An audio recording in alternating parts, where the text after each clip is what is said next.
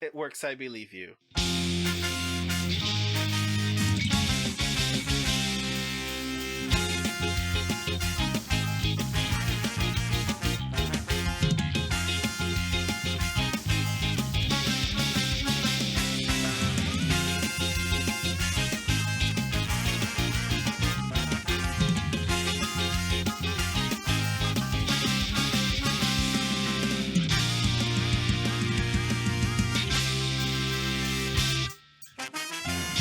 Hello, everyone, and welcome to the Adcast, a podcast for the study of modern visual culture. I'm your chronicling assistant, Renu. And I'm your murder victim, Soup. And I'm your consulting detective, writer and critic Brandon O'Brien. Hi. Hello. Welcome to the podcast, Brandon. Welcome, It's good to have you. Thank you for having me after weeks of me harassing Soup to be here. Yes. Sometimes that's all you need, really. So this is my friend Brandon. We met at Big Bad Con, and Aw. you stayed in my home for a couple days.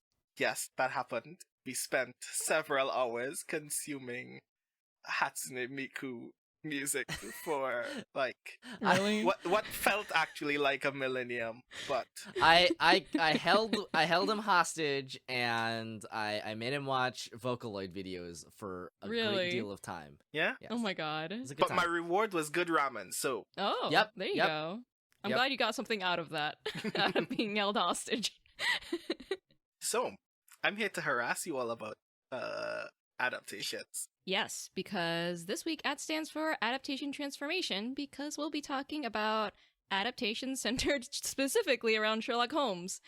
But before we get into that, what have we been up to?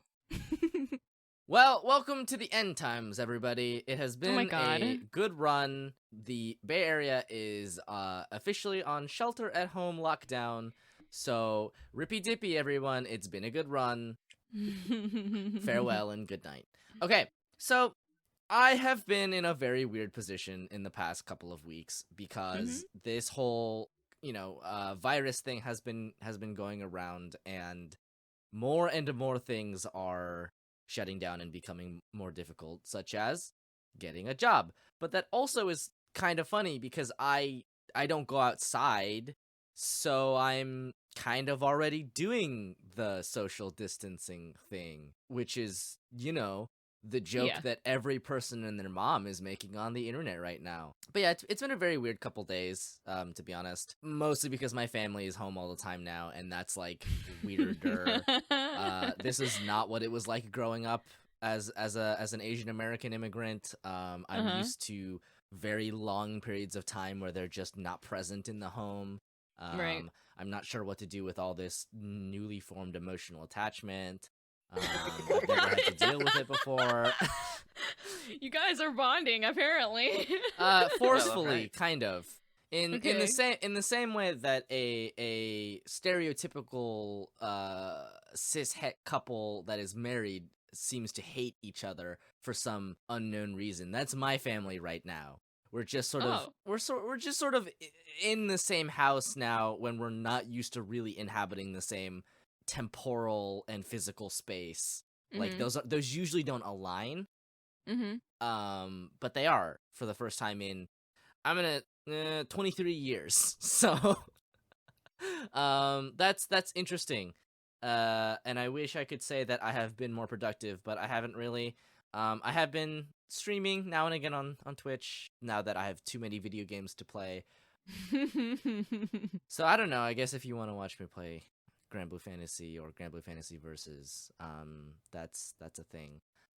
In news that is not related to me, because I've mostly been holed up at home playing video games and not doing the little work that I do have to do, which Brandon can attest to, because I spent all day jabbering his ear off about inane shit, truly inane shit. Oh my god. But in not me news, this is the first episode that we have recorded since the end of Gourmet Hound. Gourmet Hound has now finished its run. Congratulations. Yeah, very emotional. I know. I'm very excited. We might very well revisit it on the podcast. Now that Oh, it's that'd be over. nice. Yeah. because it's a very special thing for something creative to like come to a close like that, and we're all very lucky to be able to witness it. The author of the webcomic Lee Hama right now is putting together daily threads about the different arcs, and it's super cute, and you should read them. Very, very fun. Very, very fun. Okay. So I am incredibly curious all of a sudden. We're fans on the podcast here. What have you been up to, Renu? I have been playing more Bravely Default 2, Bravely Second. God, oh my God! it. You're actually continuing that game? Yeah. Okay. Listen. I have to get to the end because they teased me with the fact that the Dark Knight character may or may not be actual Ring a Bell. We'll see, because he's hiding something very clearly. So now I'm like, oh my God, maybe it's my favorite boy. I don't know. Since I didn't get that far. Really? Wow. No. But you had to, because you said that you got to a specific boss fight where you need the Bravely Second mechanic, and I haven't gotten to it yet. So you must have been like not paying attention. I mean, that's probably true. But yeah, so I wrote up some complaints that I have. Okay, I'd love to hear them. So one of the mechanics is, which is actually pretty cool, is that you get a floating bathhouse as your ship that you get to sail around in. And that's really cool because it looks neat. It's a giant bathhouse like what you would expect from Spirited Away, and only maybe smaller. And you get to, go around the world in it, and you get free heals if you go into the bathhouse. The complaint that I have is that you get to select whomever in your party as your controllable character, but the only person you get to access the bathhouse with is one of the male characters. So you have 2 female characters and 2 male characters in your party. The female bathhouses are right next to the male bathhouses, and yet you can only access the male ones. And I'm just like, this is such an inconvenience, because I love running around as Adia, because she's my favorite out of the party. I do love Adia. And I had to switch every time, so that's just a minor complaint. You gotta get those Murgers in. And the next thing that has been really bothering me, also again very small though, is that they've shown me the opening CG 3 times throughout the course of this game. And I don't know if they're like leading up to something, kind of like how in the first game you had to replay certain parts of the game over and over again to because it feeds into the narrative and there's a big payoff for it. I don't know if seeing the CG 3 times is going to pay off for me, but right now it's really bothering me. Woof. Yeah, so there's that. And every time the game hits like a tense moment, or you feel like the character that you're trying to rescue, Agnes, is in trouble, the drama is immediately undercut by some kind of joke, and I hate it. I cannot stand it. I don't know if this is because it's written more towards a younger audience and they feel like things can never be tense for more than 0.2 seconds. But my God, I cannot stand it. Like, there's a specific point where the Skyhold, which is the structure that Agnes is being toted around in, explodes. Like, you see it exploding in the sky because it's a giant castle that floats and it erupts in fire. And you're communicating her through this magic crystal, and you're like, oh my God, are you okay? We saw the thing explode. And she runs off screen from the crystal, and then she comes back and she's like, oh no, my knitting supplies are all over the ground because of the explosion. I was screaming so mad, because this happens time and time again where you think she's in danger, or you think something really serious just happened. It's like people might have died, or like just something like that, and it just gets undercut by something. I hate it. There's also, speaking of Sherlock Holmes adaptations, there is a side quest that's specifically like a Sherlock Holmes parody, and it's terrible, and I hate it, and I just want to go away. I want it to go away. Okay. Fair enough. Yeah. So Some part of me is intensely curious, the rest of me is upset. it's no, yeah, but it's so poorly done that it's like it's not even worth checking out. Basically, the Sherlock Holmes character is divided between being a police officer or being a detective. And you kind of like help him out through this murder, quote unquote, murder investigation and try and help him decide on a path. And it is dawning on me just how little of this game I remember. I didn't even finish it, and I don't know what the fuck you're talking about. Like, there is possibly no greater indictment of that game than the fact that I just remember nothing from it.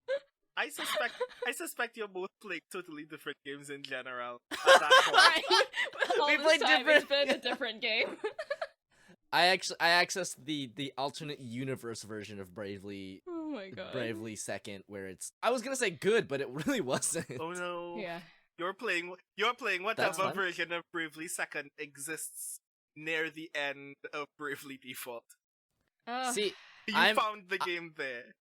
I am playing the one of us is playing the version of Bravely Second that exists in the world of Bravely Second. Yeah. Either way, I wanna. I have to reach the end though. I heartily look forward to it because I always love when I hear you just complain about a video game. I don't know why I was thinking about this recently, but like that fucking entire rant about the Kingdom Hearts 3 section where everything just ended up being crabs still cracks me up to this very day. Yeah, we'll see if this game has a version of that. Yeah, I'm just really frustrated at the fact that it doesn't know what kind of tone it wants to take. And so that just bothers me because it felt like the first game had more of a clear direction on where it wanted to go, and this one is just like, Fair hey, enough. we're on an adventure for kids. Let's go. Fair enough. Have you been up to anything else? Related to, Squeenix and all that, you and I have been playing Final Fantasy XIV, and That it's is my correct. first time Yep. playing. And that's been interesting. It is very much an MMO. It's very So much I'm- an MMO. It's very much Yeah. Final Fantasy. Yes, and I like Final Fantasy. I don't like MMOs, so I'm going to give it its fair shake and play it for the rest of the trial period and see how I like it. Mm-hmm. Archer class sucks. I don't like it. Okay. All right. You did seem to. Okay. This is a funny story. Yeah. So I was playing Palace of the Dead the other day, which is right. It is a dungeon sort of thing in Final Fantasy. It's essentially like a roguelite mechanic where Yeah. you start from level 1 and you Yeah. just grind through this dungeon, and Yeah. at the end of when you're done with it, it gives you experience points in the class that you used. I picked Archer because for some inane reason I thought it might upgrade to Bard. It did not. Archer is the most boring class I've ever played in my life. Was this the stream that I saw the other day? This was the stream you saw the other day where I was just complaining about the class endlessly. Really? You complained? It sucked. The stream was really just Soup in a corner being frustrated by Archer. Oh my god! I wish I had been there. That's so funny. I also no got offense to turned into people a who lo- frog like 8 times. Really? I caught this stream and I saw you die, be resurrected, and die again. I'm pretty sure that's what happened. Oh Yeah, my I got God, carried. Dude. Yeah, I'm sure people out there who love playing that class are very offended right now, which I apologize, but it's Well, definitely not our cup of tea, I guess. the that- problem that is that class. Archer becomes Bard, and Bard is infinitely more interesting. Okay. As a general rule, none of the pre-30 classes are actually that fun, except for White Mage if you like to heal, and Thaumaturge, because Thaumaturge actually has access to their like interesting mechanic early. Oh, okay. But yes, we've been playing Final Fantasy. Brandon, I don't know if you were here on the stream when I explained what the concept of our free company / guild is. I don't think I caught that one. Okay, so the concept is that and this shockingly was not my idea. The concept of this guild is that we are all named after different types of ramen. So Okay. I am Tsukemen, which is dipping ramen. Renu is shoyu ramen, which is soy sauce ramen. This was Renu's idea. This was my idea. I was like, let's run a ramen shop, and we all should be named after different kinds of ramen. So we started a guild called Ramenya, which means ramen store in Japanese, and our stated guild goal is to get enough money to buy land in the game, and then use that land to set up a ramen shop. So we're all culinarians as a requirement. Is that a thing that you can really just do in game? That you can quit all the combat and decide to just open a just sell ramen shop ramen? forever? The answer is pretty much yes. If you really wanted to, you could probably just beeline only culinarian leveling for the next 80 levels. I have no idea if ramen is a thing you can make in the video game, but I'm not prepared to look it up. So this could be the arc where your entire guild has saved up all of their money and their goal is finally within their grasp, and then they realize that ramen doesn't exist. They literally cannot conceive of it. Well, so it's funny that you mentioned that though, because I don't remember who said this, but somebody mentioned that what we're doing is essentially making Final Fantasy XIV into an isekai anime. Where somehow we managed to make it into a slice of life anime where instead of doing saving the world as our main shtick, we're doing it mostly just to keep the ramen thing going. Yeah. Saving the world is just a means to an end. Yeah, right. Every time you save someone's life and they thank you, you go, "No, I didn't do it for you. I did it," and you turn very wistfully and you form a fist and close your eyes and as the sun rises in the distance, and you whisper, "For the ramen." For the ramen. It's nice. There's a decent chance that the food item itself does not exist in the video game, and in that case, we'll have to petition Squeenix and invent it ourselves or compromise. It will be extremely Dr. Stone. Don't worry about it. I already know how this is going to end one way or the other. Either you're going to petition Squeenix and suddenly there's going to be a cup noodle sponsorship in 14. You're right. Or your petition will fail and the next time I have this conversation with you, I'll discover you're selling raw fruit. Oh no. It's like the fruit, everything you sell hasn't even hit their ripeness yet. You're just pulling things off trees before they've blossomed and just selling them as fruit. Yeah. Oh my god. Best of luck to you in your culinary endeavors. Oh, thank you. Thank you. We'll invite you to our shop when it opens. Yes. Nah, I'm good. I'm good. You can see I love it you and I digitally respect your goals. through our stream. I love you and I respect your goals, but I'm fine. Fair enough. I'm good. Fair enough. Well, so that's exciting. I am streaming some of that sometimes on the Twitch. I'm sure Renu is too. Yeah, sometimes. So, I don't know, just keep an eye out, keep an ear out. Anything else that you have been up to specifically, Renu? I mean, that's mostly it. I watched a season of Samurai Cat, which is on Amazon Prime, and that's a show. Is that the show about the samurai that protects a cat? Yes, and it's great. It's something like you could just turn your brain off and enjoy the fact that there's a very grumpy samurai who the actor is the same actor who plays the live action version of Kiryu in the movie. Oh my god. And he protects this white cat with green eyes, and it's very cute. It's just a very super light watch. Just just enjoy it for the fact that it has a grumpy samurai and a cute cat, and that's it. All right. Well, what have you been up to, Brandon? Well, in these dark and plague-ridden times of ours, as the renowned philosopher Cardi B has said, coronavirus, this shit is real.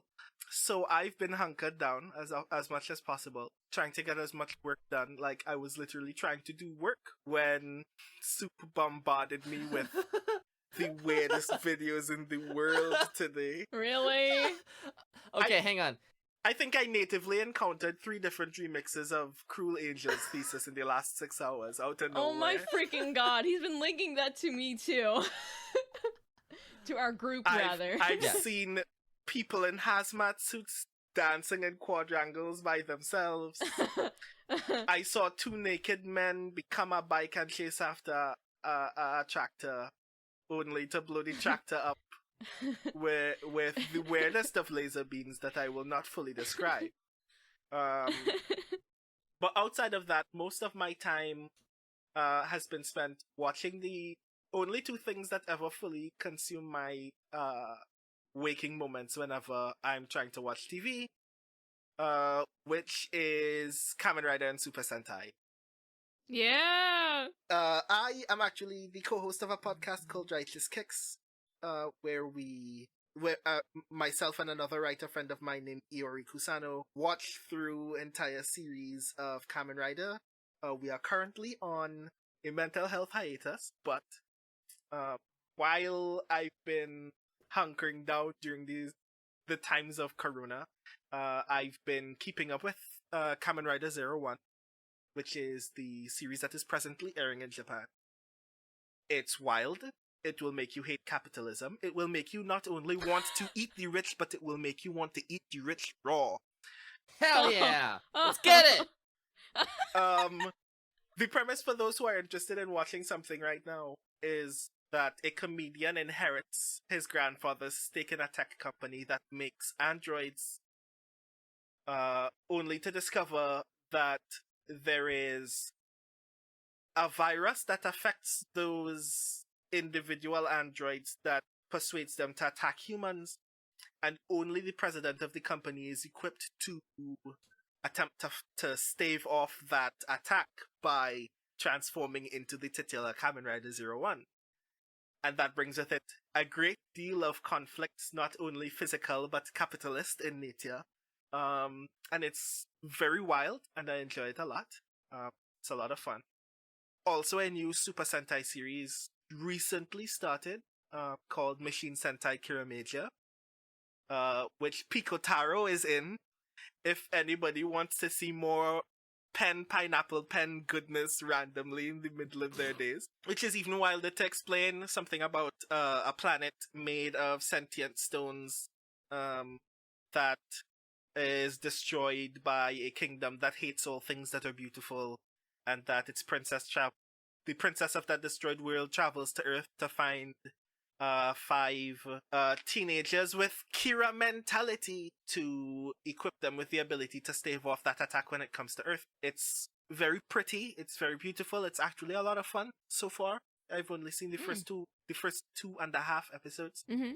It's actually kind of cool if you're looking for like something purely simple and silly to kind of enjoy. It's actually kind of fun. Oh, good. Mm-hmm. Also on the Kamen Rider front, I would like to mention, because it's historically been very hard in the West to get original Kamen Rider in ways that are not illegal. But a very interesting thing happened today at the time of recording, which is an online streaming service called Pluto TV teamed up with Shout Factory, the North American company that has the rights to original Super Sentai, to produce a new new streaming station called Tokushoutsu.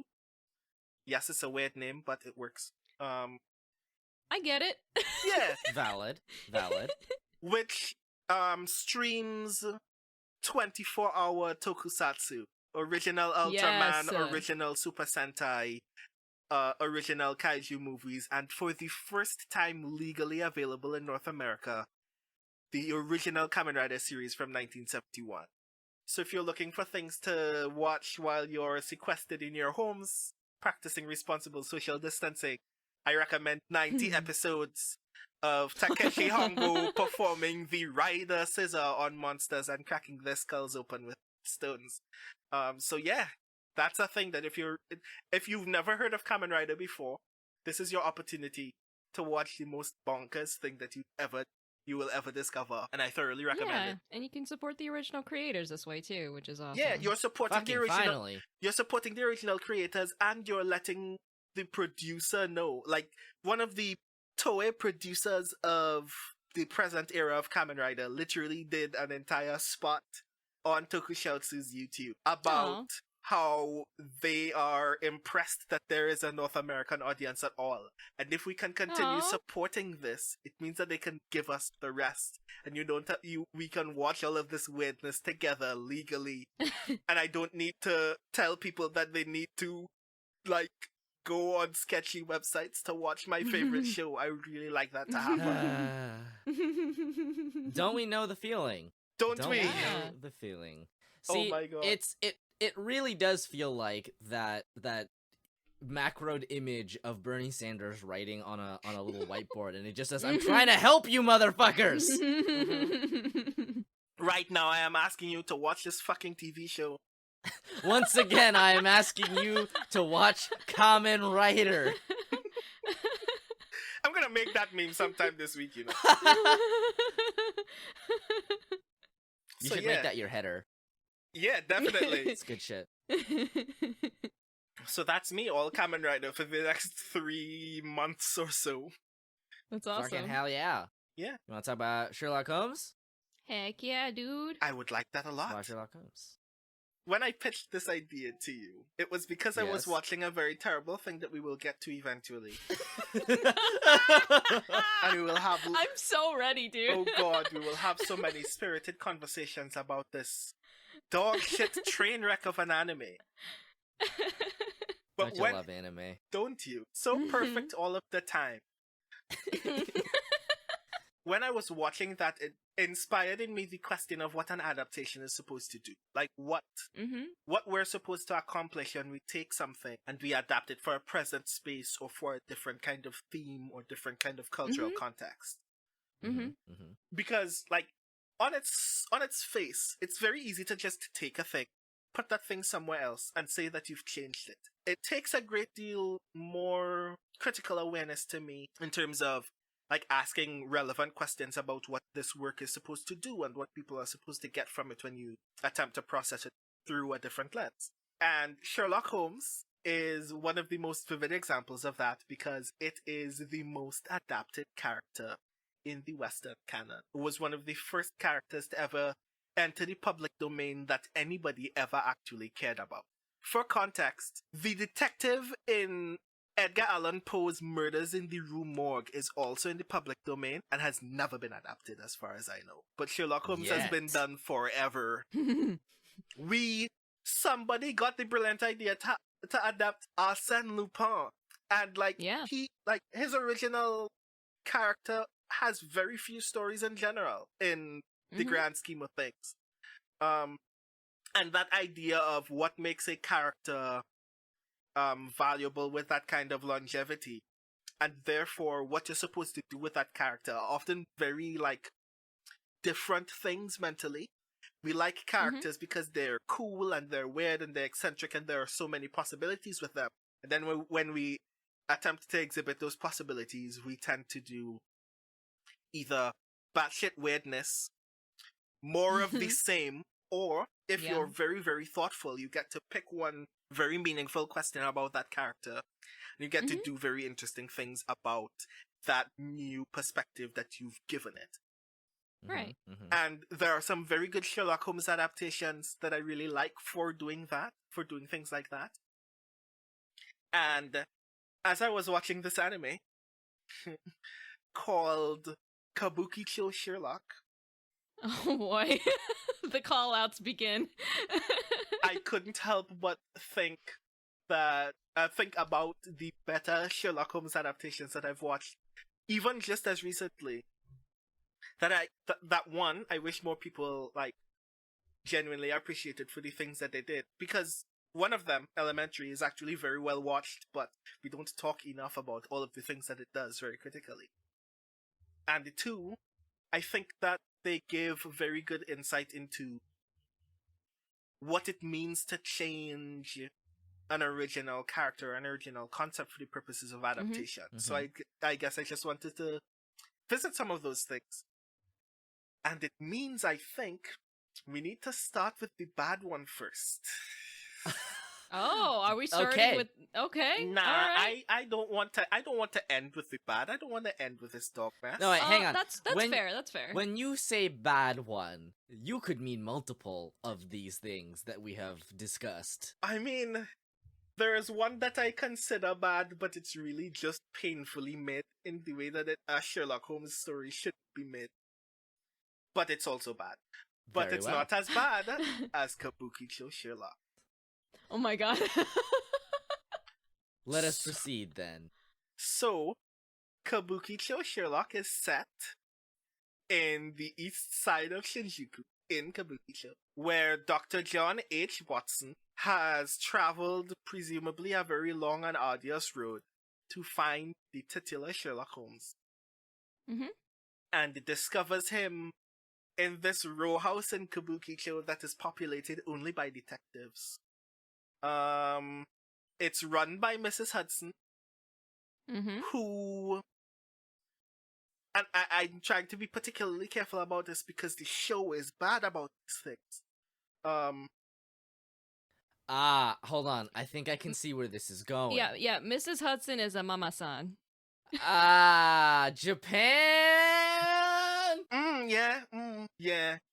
Like everything that you imagine a mama-san to be is Mrs. Hudson in this adaptation. You know, I got the distinct impression that we were getting less of these, Oh no. but apparently not. This is the very least bad thing you're going to encounter so far. Be Fair prepared. enough. We are on a ride. I'm Be girding prepared.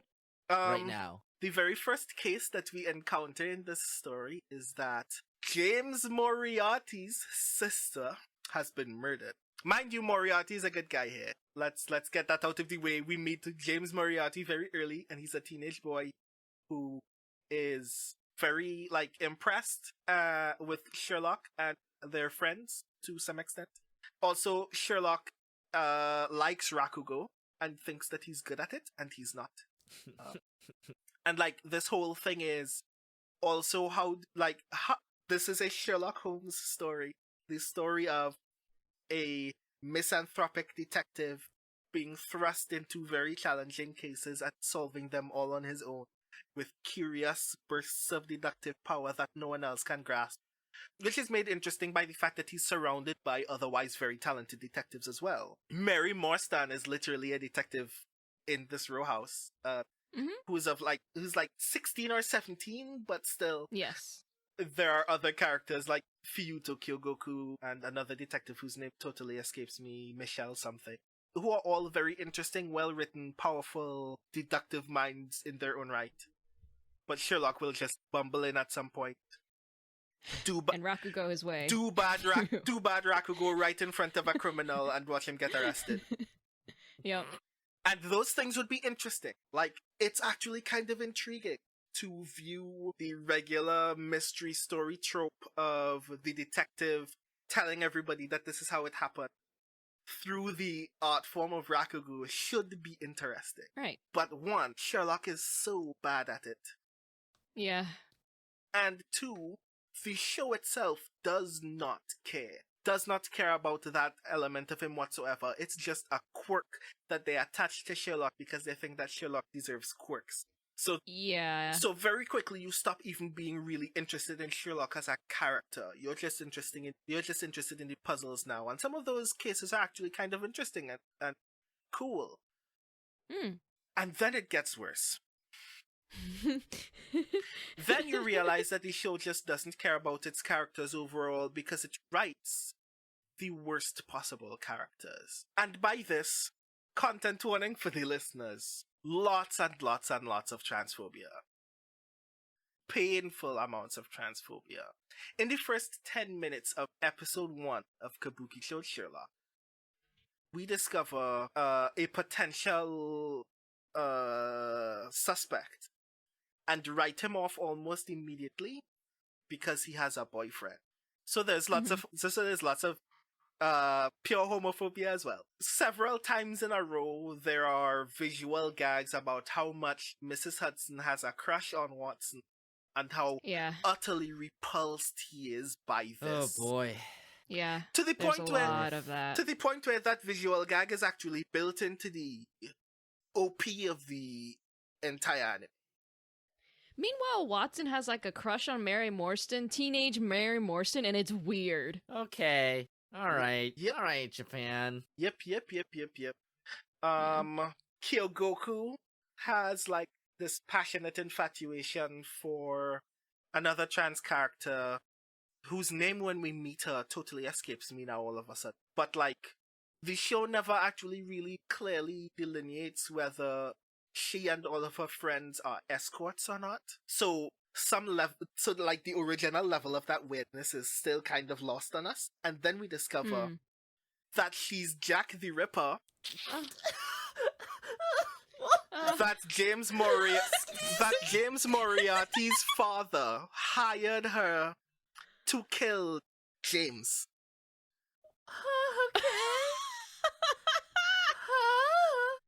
That she narrowly missed James and found his sister instead and killed her because it's implied that she was intersex the entire time. Huh? Okay, so when we originally were talking about, logistical stuff, and we had a brief discussion about what this was, but I was essentially tuned out for this entire conversation at the time because I had just woken up and I was in very much a fugue state. Immediately after that, I went back to sleep for like 10 more hours. Yes. What the fuck? You're awake now. Yes. My eyes are open. That is 3 episodes worth of whole story. Oh boy. I didn't even reach that part. I had stopped watching before all of this. I need to know what y'all does do with y'all brains. That y'all encounter bad shit like this and go, you know what? I'm done. I don't need to consume this media anymore because there's a part of my brain that goes, nah, I need to endure this. I've started it. I need to finish it and form whole thoughts. What if something changes later on that undoes my entire critique? So now I'm trapped. In the only 20-something episode anime of this entire season when better stories are getting 12s. I can't believe that it went on this long. Like, I legit thought that it would only be 12 episodes. I was like, there's no way that they would carry it longer than that. Okay. I will say this. Japan loves Sherlock Holmes. I'd quicker rather they gave me 3 times the regular recommended dose of Case Closed than this bullshit. That's how much Case Closed exists, though. Yes. To be fair. Like, I'm just quick like... aside. Hold on. Quick aside. Have I ever told you about the interview that the creator of Case Closed gave about how much time has passed in the story? No. Weeks. 6 months. I believe it. The entirety of Case Closed takes place in about 6 months. But seasons change. Yeah, well, sometimes people aren't good at time. They have holidays. No, you know what? You know why I believe it's 6 months? Because I believe that they think their process is the act of creating individual cases of the week that are so disconnected from the main story that they can be watched in any order means that it literally does not matter what day of the year it is.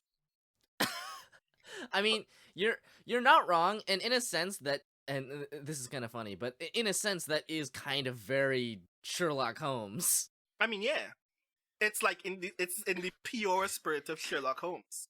Right. But they'd have to have multiple cases per day. Yeah, somebody mathed it out, and it was like they would have to do like 1 case every day, and I think some days like 2 or 3. Yeah. I also believe that. God. I also believe that they live in a universe where weather is just extremely volatile. Where sakura petals are falling in August, and you just gotta deal with it. Listen, the greatest mystery is how we have gone on for this long, and there is still no progression in the story. Once he can find it, once Detective Conan can solve that mystery, he'll be free. No, it's just Oh my it's just moving on Ash Standard Time. It's moving on Satoshi Standard Time. Right. No, you're right. Absolutely We are correct. still in the absolute twilight of all of his years. He's still like 12 years old. So yeah, Okay.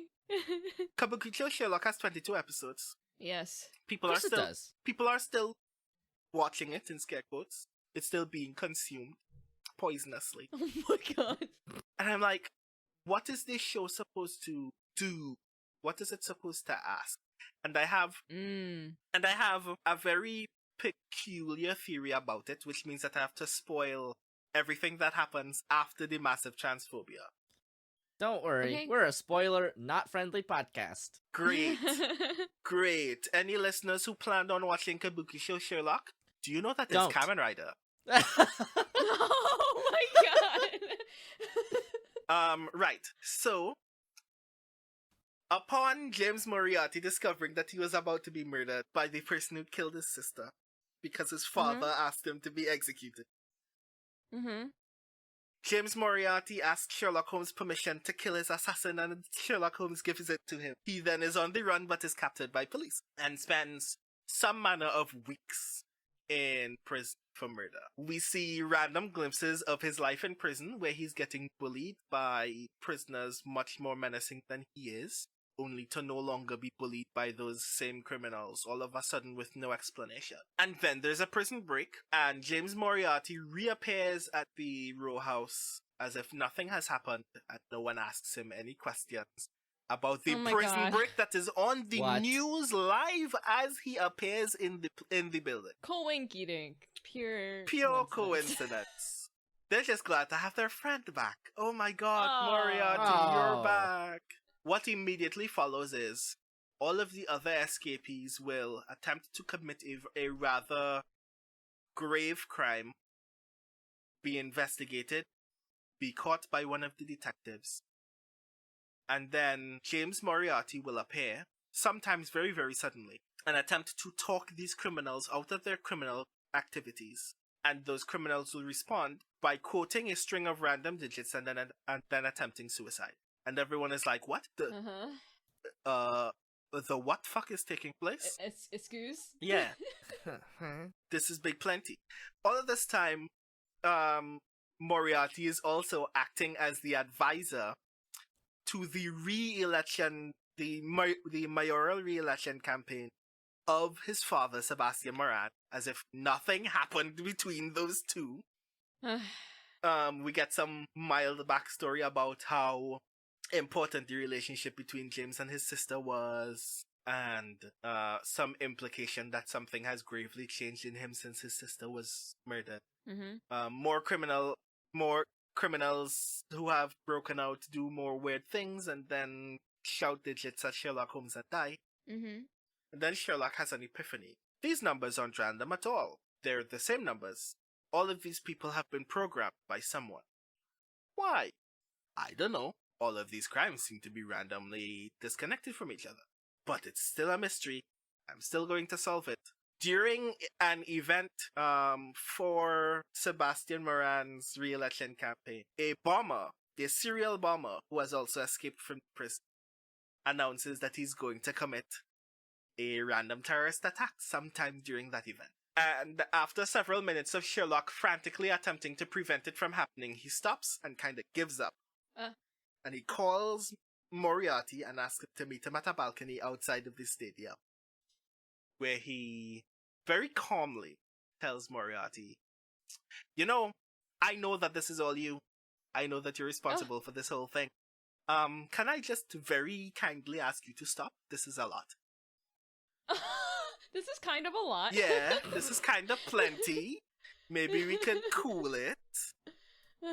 And that's when Moriarty has this very weirdly impassioned speech about how he was always broken and his father never appreciated him in his broken state, but his sister always did. That always kind of conditioned him to try to behave and figure out how to be a productive member of society. But now that she's dead, fuck all that shit. And he makes this really bad analogy that every person is a teapot filled with good things that make them happy and productive members of society. But his teapot is broken. Oh. And his sister always used to keep forcing good things in anyway, and that was how he remained sane and normal. But now that she's not there to do those things, he's just gonna keep breaking shit. And he comes to the similar conclusion about Sherlock Holmes and decides, well, I just need to figure out who to kill so you'll be a broken teapot like me, and we can go on murder sprees together. Which is also a lot. This is like the Hannibal TV series, but yeah, it's similarly a lot. So Moriarty proceeds to do things like murder the top investor in his father's re-election campaign, and then murder his father's housekeeper, and then murder his father. Kidnap Mary's sister Lucy, and tell Mary that if she wants to see her sister again, she has to kill Watson in cold blood. And provide pictures. Spicy. Because he likes her. Ooh. And when that doesn't work because Watson has the brilliant idea, if we put more than blood in this picture, it will look like I've bled out, but it's really not my blood. And Mary decides to give her blood. It's like, what the fuck? What? Sister, stop! Girl, please! It's not... You wouldn't be able to tell from a photograph if it's animal or versus human blood. We wouldn't be able to tell if it were just his diluted blood. It's like, oh my god, okay, that's big plenty. When he realizes that, well, before we even get to that point, Watson, while half dead, goes undercover with the police trying to figure out Moriarty's whereabouts. They eventually corner him in a building where he and the serial bomber have planned another terrorist attack. Turns out the terrorist attack is the whole building. Everything is bombs. That chair, a bomb. That doorknob, a bomb. They try to weld a steel door open, only to realize that the water hose attached to the wall is filled with kerosene instead of water, and they all die. A helicopter tries to snipe Moriarty from several buildings away, and Moriarty sends drones with bombs attached to blow up the helicopter. It's a lot is happening. Huh. Bro. Wait. Huh? What? Huh. A lot is happening. And Brennan, I want you to know that the other day I was forced to watch a movie where a serial murder rapist gets struck by lightning and his soul gets uploaded into a drone which he uses to home wreck his ex-girlfriend's life. This sounds somehow more than that. I didn't know The Invisible Man already had a sequel. Right, so while this building is doing the most, Holmes and Watson go upstairs to meet Moriarty, and they're asking him very kindly to stop what he's doing, because this is a lot. Please. And Moriarty decides, now that you're both here, this is a brilliant opportunity for me to just shoot Watson and get it over with myself. Oh my god. Sherlock gets in between Moriarty and Watson, and James Moriarty starts to cry. Why the fuck are you ruining this? I'm doing this for you so we can be murderers together. Please get out of my way.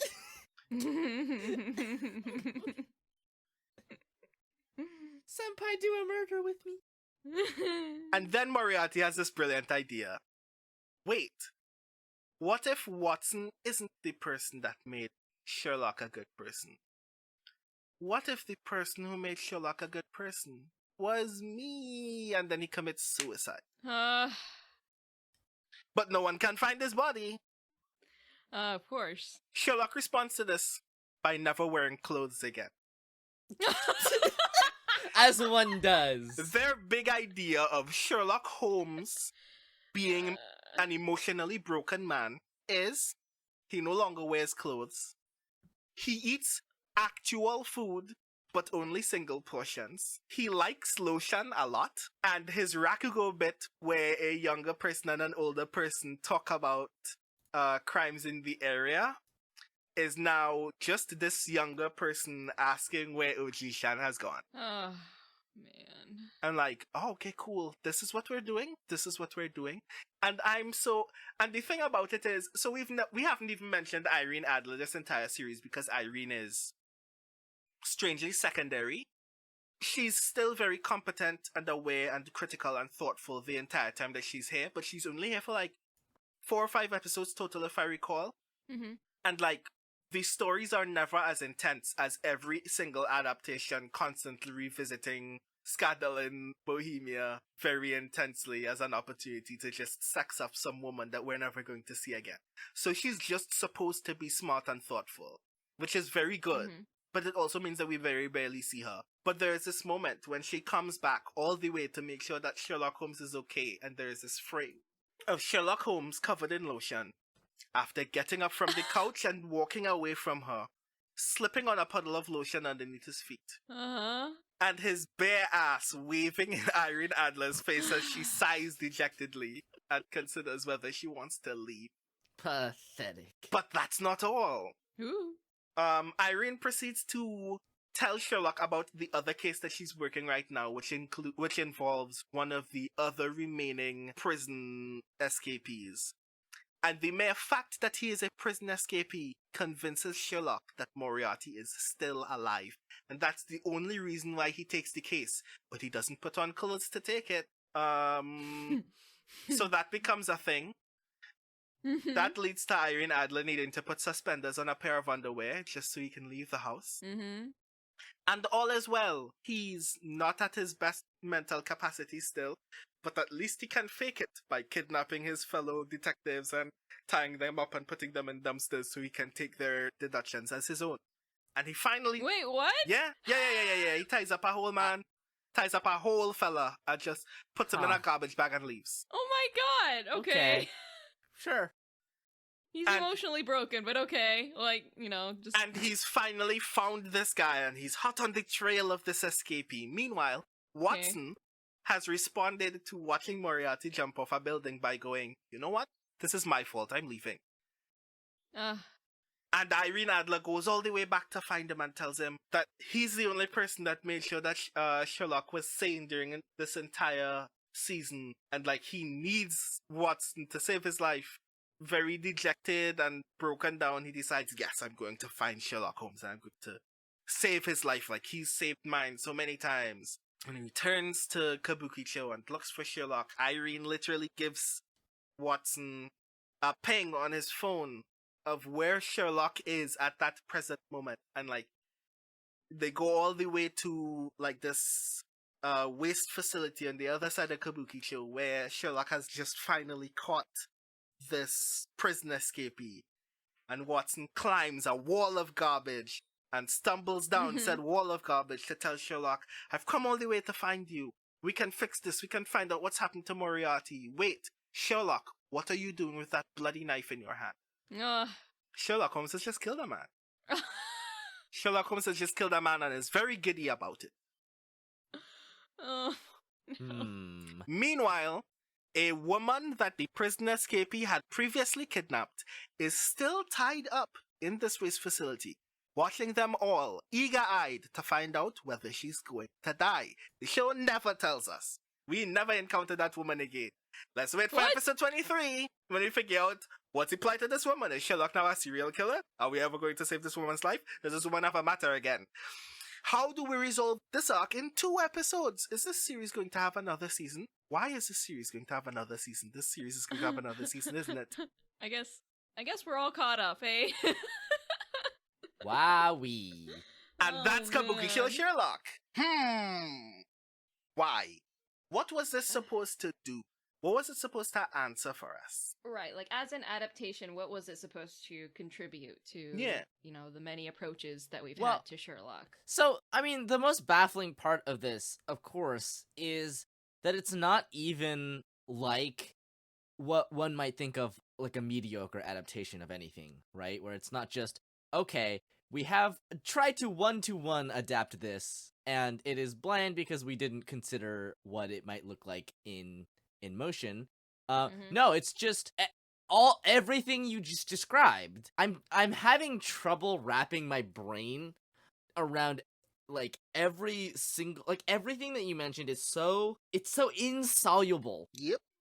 Like based on the title, I guess alone, you would think like, oh, it's Sherlock, but he lives in Kabukicho, like, okay, Right. But then at that point, it doesn't necessarily, the show, at least from what I watched, doesn't necessarily teach you a whole lot about Kabukicho's culture, and it just happens to take place in like a row house, and you get to see a lot of that establishment specifically, and you get to see them run around Kabukicho, but otherwise, like, it doesn't explore like I feel like there's so many interesting themes that you could go with in terms of like placing this kind of character in this kind of environment, and you could go several directions with it, and they went none of them.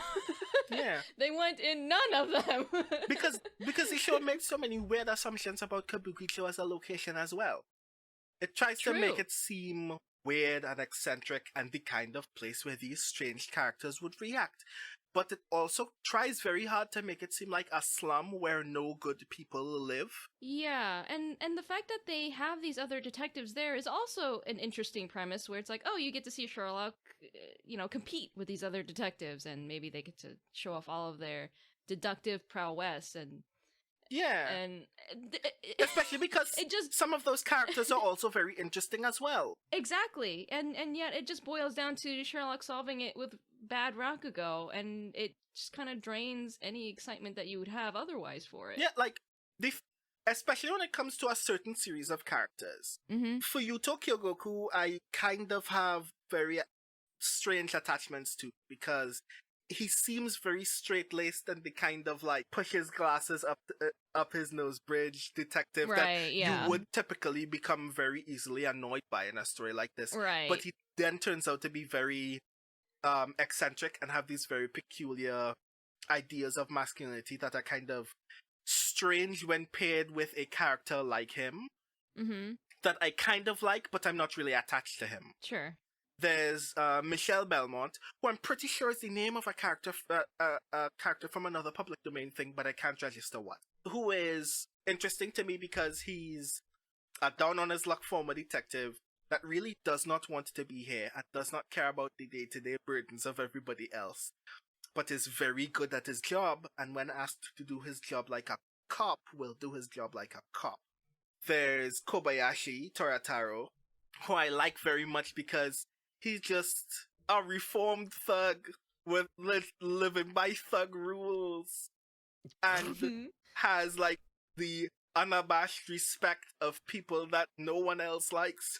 Something about just seeing him in motion is always very interesting, because even when he's not on a case, he's actually often one of the most interesting characters in a singular episode. Mm-hmm. There's the Mostan sisters, who are weirdly close to the Yakuza and weirdly close to like the sumo culture in Kabukicho, and everybody just likes them because they're good siblings and therefore good people. There's an entire episode where the peculiarities of a case lead Lucy to borrow money from the Yakuza to send Mary to school, and then essentially ends up giving the money away as an act of goodwill to somebody else, knowing that that means that she is doubly in debt to the Yakuza, and she does it gladly. And like, those are interesting character moments. Why are they secondary in a show where Sherlock Holmes is adult? Yeah, like, it feels like all these characters are just way more interesting than Sherlock himself, and Sherlock is the one who takes up the most screen time, along with Watson, and I'm not particularly interested in Watson either. I mean, this takes a very mediocre Sherlock adaptation approach to Watson, which is Watson is just Holmes' biographer. We're not supposed to care about him, which is improper. We get attached because we care about Watson's perspective in this space. Right, exactly. But also, so like, everything about Sherlock Holmes in the abstract on paper is supposed to be really interesting. Why Rakugo? Why is he in Kabukicho for Rakugo? What happened in his Rakugo career? is this particular Rakugoka that he continually admires his former teacher or somebody he wants to be his teacher? What's his relationship with Moriarty like? Where did that come from? Why is he staying here if he doesn't like any of these people and it's presumed that he doesn't pay for anything? What's happening? And then you discover all of those things very suddenly. He moved to Kabukichou just to learn Rakugo because he thought Rakugo was cool. He studied for less than a year, and just like the rest of us already know, he was shit at it. Got kicked out by his master. He met Moriarty while drunkenly repeating Koheiji the Living in an abandoned children's park. And Moriarty tells him to be a detective, and he's like, well, I'm good at it, so I guess I will. And that's it. That's all. Okay, cool. That's not much. That's a short film's worth of valuable information. I don't care. Give me reasons to be attached to him. Give me things that he's consistently eccentric about in ways that are valuable. Because they try to make Rakugo seem like that thing. And instead of making it seem like he has peculiarities that will put him in precarious situations, it makes him seem like an easily manipulable dolt. He takes a case from his brother Mycroft because his brother offers to pay him in a ticket to a Rakugo show. That's it. That's all. That's all. What? Why? That could have been anything else. Right. So I think I'm beginning to like triangulate exactly why this feels so weird to me. Okay. Because I'm thinking about it, and when you initially describe it, and when you think about Kabukicho as a location, you generally do not think of, like, a very modern-day Japan. Like, obviously, Kabukicho still exists in Japan, but to me, it's a very, like, 20th century idea, right? Yeah. Like, it's the idea of, you know, the Showa period. It is the idea of... And this might be because of the cultural touchstones that I have surrounding it, right? Like, obviously, like, Showa, Genroku, Rakugo, Shinju, and the Yakuza series that specifically centers around, you know, Kamurocho, which is just Kabukicho under a different name. It's literally one-to-one the same fucking place. But in, like, the 90s, right? And those are very specific time periods, very specific touchstones for Kabukicho as an entity to exist in. As a modern entity, it's a historical sort of idea of what a red light district was in the 20th century, right? Right. And I think that has the potential to be interesting, right? Right. And I think that when you hear Kabukichou Sherlock, that's the image that you get. And the fact that it is not that, and in fact is, well, Moriarty is attaching bombs to drones, that it just kind of smacks me in the face with some kind of dissonance that I was not prepared for. Right. It feels like it's such a, like, they only went surface level with it. They were like, Kabukicho would be a cool place to have this story take place in, and that was the extent of it. Versus, you know, considering the fact that Sherlock Holmes is a very, like, historically placed figure, at least in the books, like, he's very connected to the town that he lives in, etc. Like, they could have translated that over to Kabukicho and see how that would affect his character, how it would affect the cases that they're involved in, so on and so forth, and it doesn't. And the fact that you can barely give Sherlock Holmes in this adaptation a personality, at least from what I've seen, in terms of, like, aside from him being quirky and him being reluctant to hang out with other people, like, there isn't a whole lot to work with that would make you want to be invested in this character, like Brandon said. Now, mind you, I have not seen a single episode of this show. Good, don't. Because, one, that, yeah, I think you're probably right that I'm better off not. Never do and that two, yourself. because I thought about doing research for this episode, but then I ended up having to do other stuff and not research for this episode. And you know how good I am at doing stuff. I'm very bad at it. But to me personally, it would have been very interesting if this show had centered around the idea of a community, right? Because when I think about Kabukicho, a lot of it to me is is both the idea of what a red light district is in historical context, but a lot of it to me is also kind of tied up in what makes a community, right? Like if a place is connected by people who are essentially disdained by society, right? They provide what, you know, you might consider a necessary service, you know, a historical, important cultural context, whatever, right? But like to me, like my touchstone for like red light district and Kabukicho is, you know, it's Yakuza and it's weirdly it's Gintama. Maybe That's not exactly weirdly, what I was right? gonna say, And Gintama. those two, you know, entities as like representative of that kind of idea of a red light district have a very strong sense of community and ecosystem to them. And I think that legitimately there is something to be said about Sherlock Holmes as a concept, right?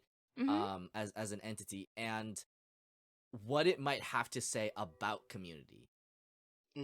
Right. And the fact that it doesn't is painful.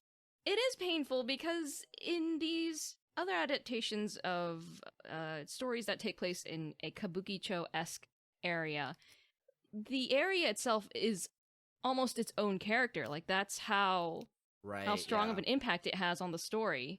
And the fact that you don't really get that in this is kind of sad, because other stories have such a great respect for the culture of this of Kabukicho that you see it.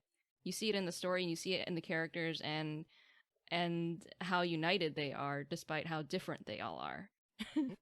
You heard it here first, folks. Kabukichou Sherlock is bad for the Doyle canon. It's bad for the area of Kabukicho. It's just bad. It's just bad, you know. It's just I mean, my initial impression of it is that it's quite a mediocre show, and I don't think that it's like completely without merit, but I do think that it could have done a lot more for the Sherlock Holmes world, like, of adaptations. It's one of those shows that asks interesting questions in the way that it doesn't actually ask any of them. It just says, you know, that would be an interesting question to have an answer to, and then leaves. Ah, yes, the cube. The cube effect. The cube conundrum. Oh god, what? Okay, so are we talking about the movie Cube? No. We're talking Okay. about an anime called Seikai Surukado, which is also it is based on a novel by the same person who did the original novel for the anime series Babylon, and we have at this point been spurned twice by this dude for having series with interesting premises that ask interesting questions that completely ignore those interesting questions to say, well, cool, here's a bad guy and some lasers and murder, I guess. And you're like, wait, but the, like, everything else you just brought up in the first half is, okay, all right. So we call it getting cubed. Okay. I never heard about this anime. I count myself glad. I'll take your word for it. Yeah. Take our blessings and take our emote of the cube.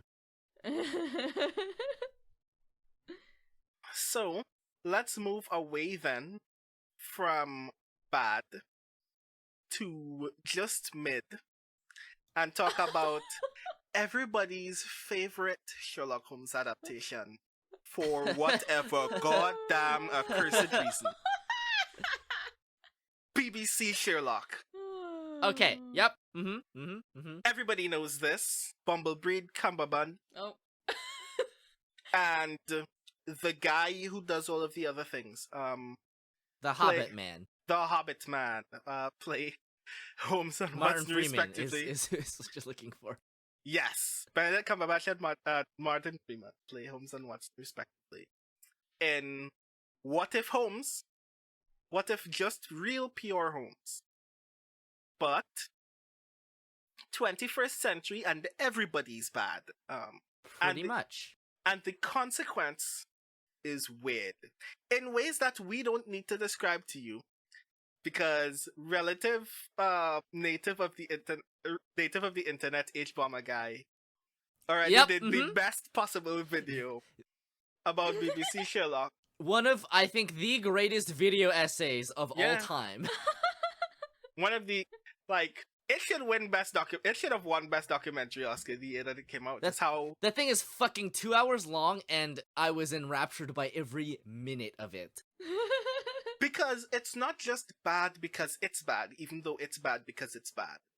It makes all of the worst possible assumptions you can make about a mid-Sherlock series, or really, a mid-mystery series in general, which is proving that someone is intelligent is the act of having them do intricate stupidities freely and without difficulty, while other people ask why they're doing it. They never explain why, and then the thing is solved. That's not productive. But it's also bad because Moffat is a dolt.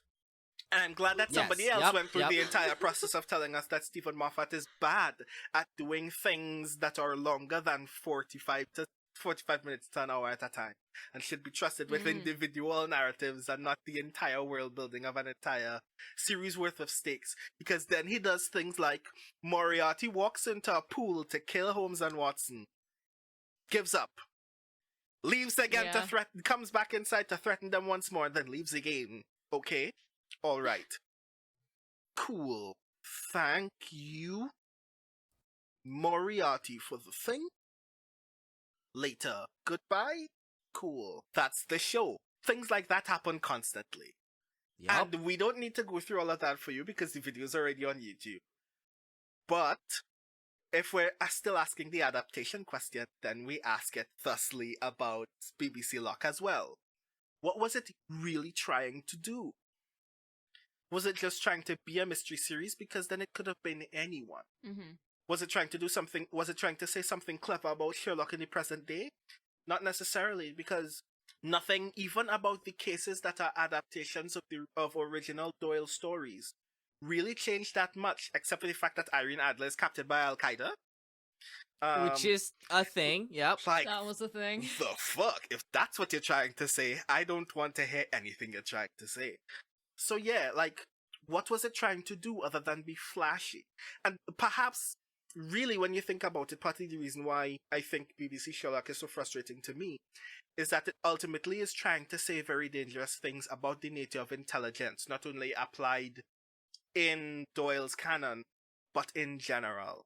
That the ability of having and using knowledge is constantly nebulous and fleeting in a way that makes real smart people seem like magicians and everybody else seem like dolts. Which is not how the actual stories work anyway, but also is really problematic in Holmes' case, because it means very often knowing things is just a burden to Stephen Moffat. And he just wants to know that someone else knows things for him.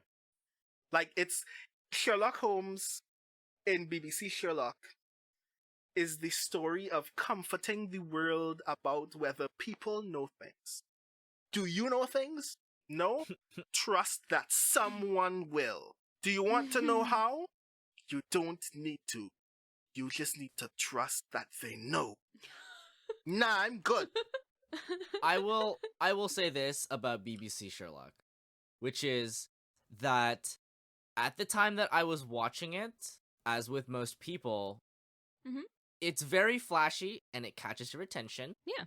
And I'm beginning to realize now, years later, that the only reason I remembered anything about it at all was because I was on Tumblr at the time. And it was Tumblr! pounded into my brain hole with such increasing regularity that I could not escape it. And I realized that now, years later, I remember almost nothing about it. I legitimately could not tell you what happened in any of those episodes except for, I don't know, Sherlock exists and Irene gets captured by Al-Qaeda, because that's really fucking weird. And that's all I could really tell you about it. I will say this one thing that potentially absolves it, only from a fandom perspective, which is BBC Lock is really glad that Tumblr existed when it happened. Oh, yes. Because if it weren't for fandom, it would have died in a hole and no one would ever remember it. But the single thing that fandom did to redeem it was give it more faith than it deserved in literally one aspect, and that is the John Locke hypothesis. Yes. Yep. Mm-hmm. The only thing that gives it any merit is the fact that fans eagerly still ascribed a queer reading to it, even when the text was vapidly lacking in any understanding about sexuality, full stop. And were willing to breathe that kind of life in it to the point where it was the reason why they were watching and not the show itself. That takes a lot of fandom energy, you know. That takes a lot of fandom energy. To participate in the viewing of a product, to participate in the consumption of a product based on your dream of the show is a perpetual engine that could power the universe for decades. For lifetimes. I mean, honestly, like, why are we even bothering with magical girls? Like, fuck it. If you put two quarreling John Locke hypothesis fans in a hamster wheel in the core of the earth, you will live forever. Correct. And this is an interesting thing to bring up, actually, about the role of Sherlock Holmes throughout history as a received piece of media, which is to say that the reaction of 2013 John Locke shippers is in very many ways the same kind of fervor with which the original stories were consumed, almost like to the point where the original creators sort of begin to disdain the existence of the thing itself, but they have to keep doing it because, money. Like Doyle, who was writing by the word serially in order to live, historically hated the character when he killed him in the Reichenbach Fall. Yeah. Because, yeah, he was ready. He's like, I'm done. Yeah, why on earth am I still here? And then, like, one of the first recorded instances of a fandom revolt was Holmes fans, perhaps the only dedicated fan base of anything in Doyle's canon ever, writing eagerly to resurrect a man who had fallen off a cliff. And he was like, this is physically impossible, but I will give it to you. And that's how we got, like, another several years of Holmes stories. Yeah. Beekeeper Holmes. Beekeeper Holmes. And when you really think about it, in much the same way that the death of Superman killed the way that death is handled in mainstream Cape comics, the death of Sherlock Holmes is the reason why a lot of the things that we ascribe to Holmes characteristically from Jump happens in adaptations as well. It's why we already acknowledge that he's a good fighter and a master of disguise without ever having to see it. It's why we accept several levels of his eccentricities without ever, like, asking any deep questions about what they do for understanding of him as a character.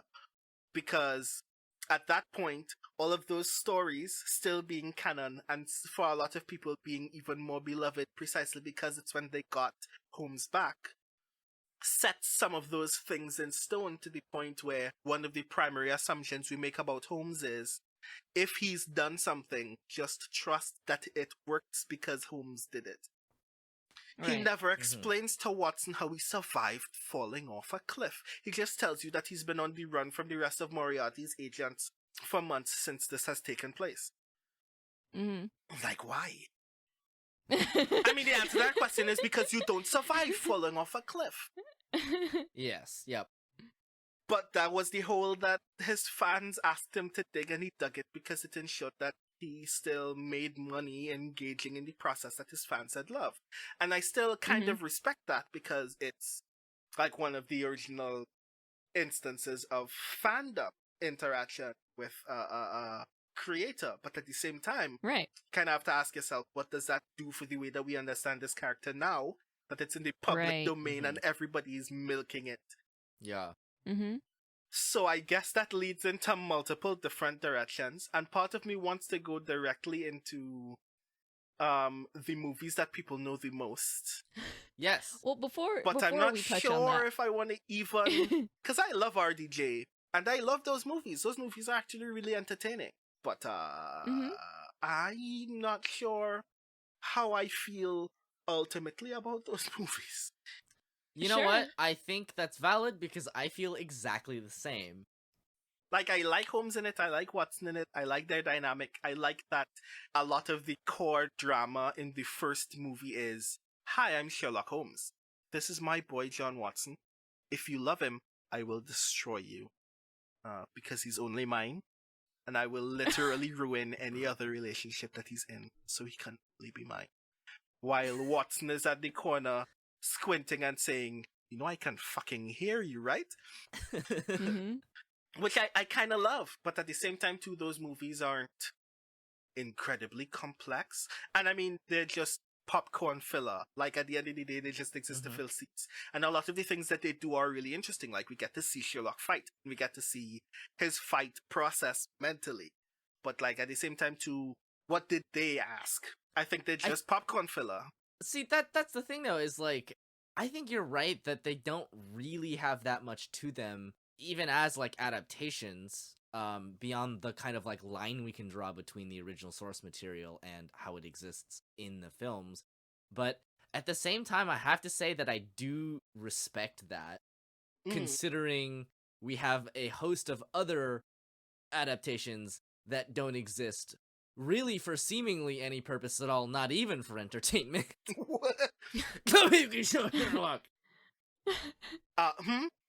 You sounded a little sick there. Do you need to be quarantined? I'm my God, I'm already dude. quarantined in here in my home, so no need to worry about that. I will take the one thing back and say the very first Sherlock movie is actually, was it the first one? Was the first one the one where they're like the big bad is a cultist who everybody think is actually immortal? I think Was that the first I one? think Or like I think so. I will say Yeah. that was actually very, very good.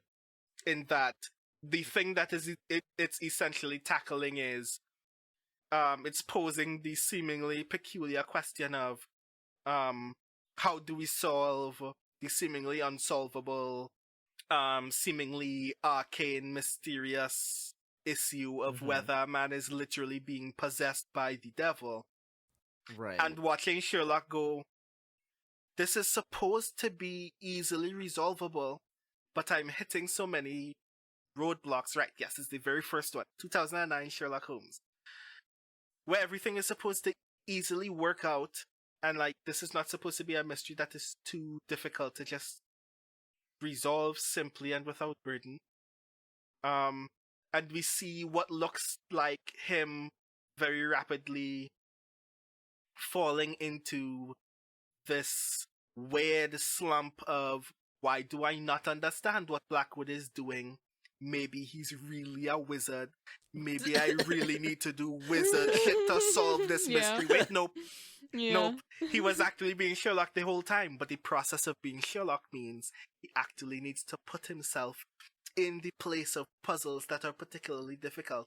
And that meant he needed to perform being lost in this mystery in order to baffle other people into thinking that he had really given into superstition, when really he was working the process through using a very peculiar, rugged, dangerous scientific method. And it had given him the answers ages ago. And everybody else just never asked him. And it was just, that was actually kind of interesting. But the way that it's executed is still basically boilerplate wild action movie. And it just looks good because it's Guy Ritchie directing Robert Downey Jr., which is pretty much. I mean, if you're gonna do anything, do that. I'd like that to happen often. I can still give that energy. What I'd like to give even more energy is Miss Sherlock. Have any of y'all seen Miss Sherlock? Nope. I thoroughly recommend it. If it's possible that you could stop what you're doing right now. I mean, all right, let's stop the recording. Let's Let's go. Yep, let's pause. Okay, so let me describe this to you. In what year was this? In 2018 is actually how sudden this was. HBO Asia and Hulu Japan produced an 8-episode Sherlock Holmes adaptation starring Yuko Takeuchi as Sherlock. And it's brilliant. That's like, there's literally nothing else that I can tell you other than Yuko Takeuchi plays Sherlock. Shihori Kanjiya plays Tachibana Wato, otherwise known as Wato-san. Because of course. In present day Tokyo, as Wato has just come back to Japan after serving as a volunteer medic during the Syrian crisis. And the very first thing that she encounters when she meets one of her medical mentors is that his chest explodes in the airport.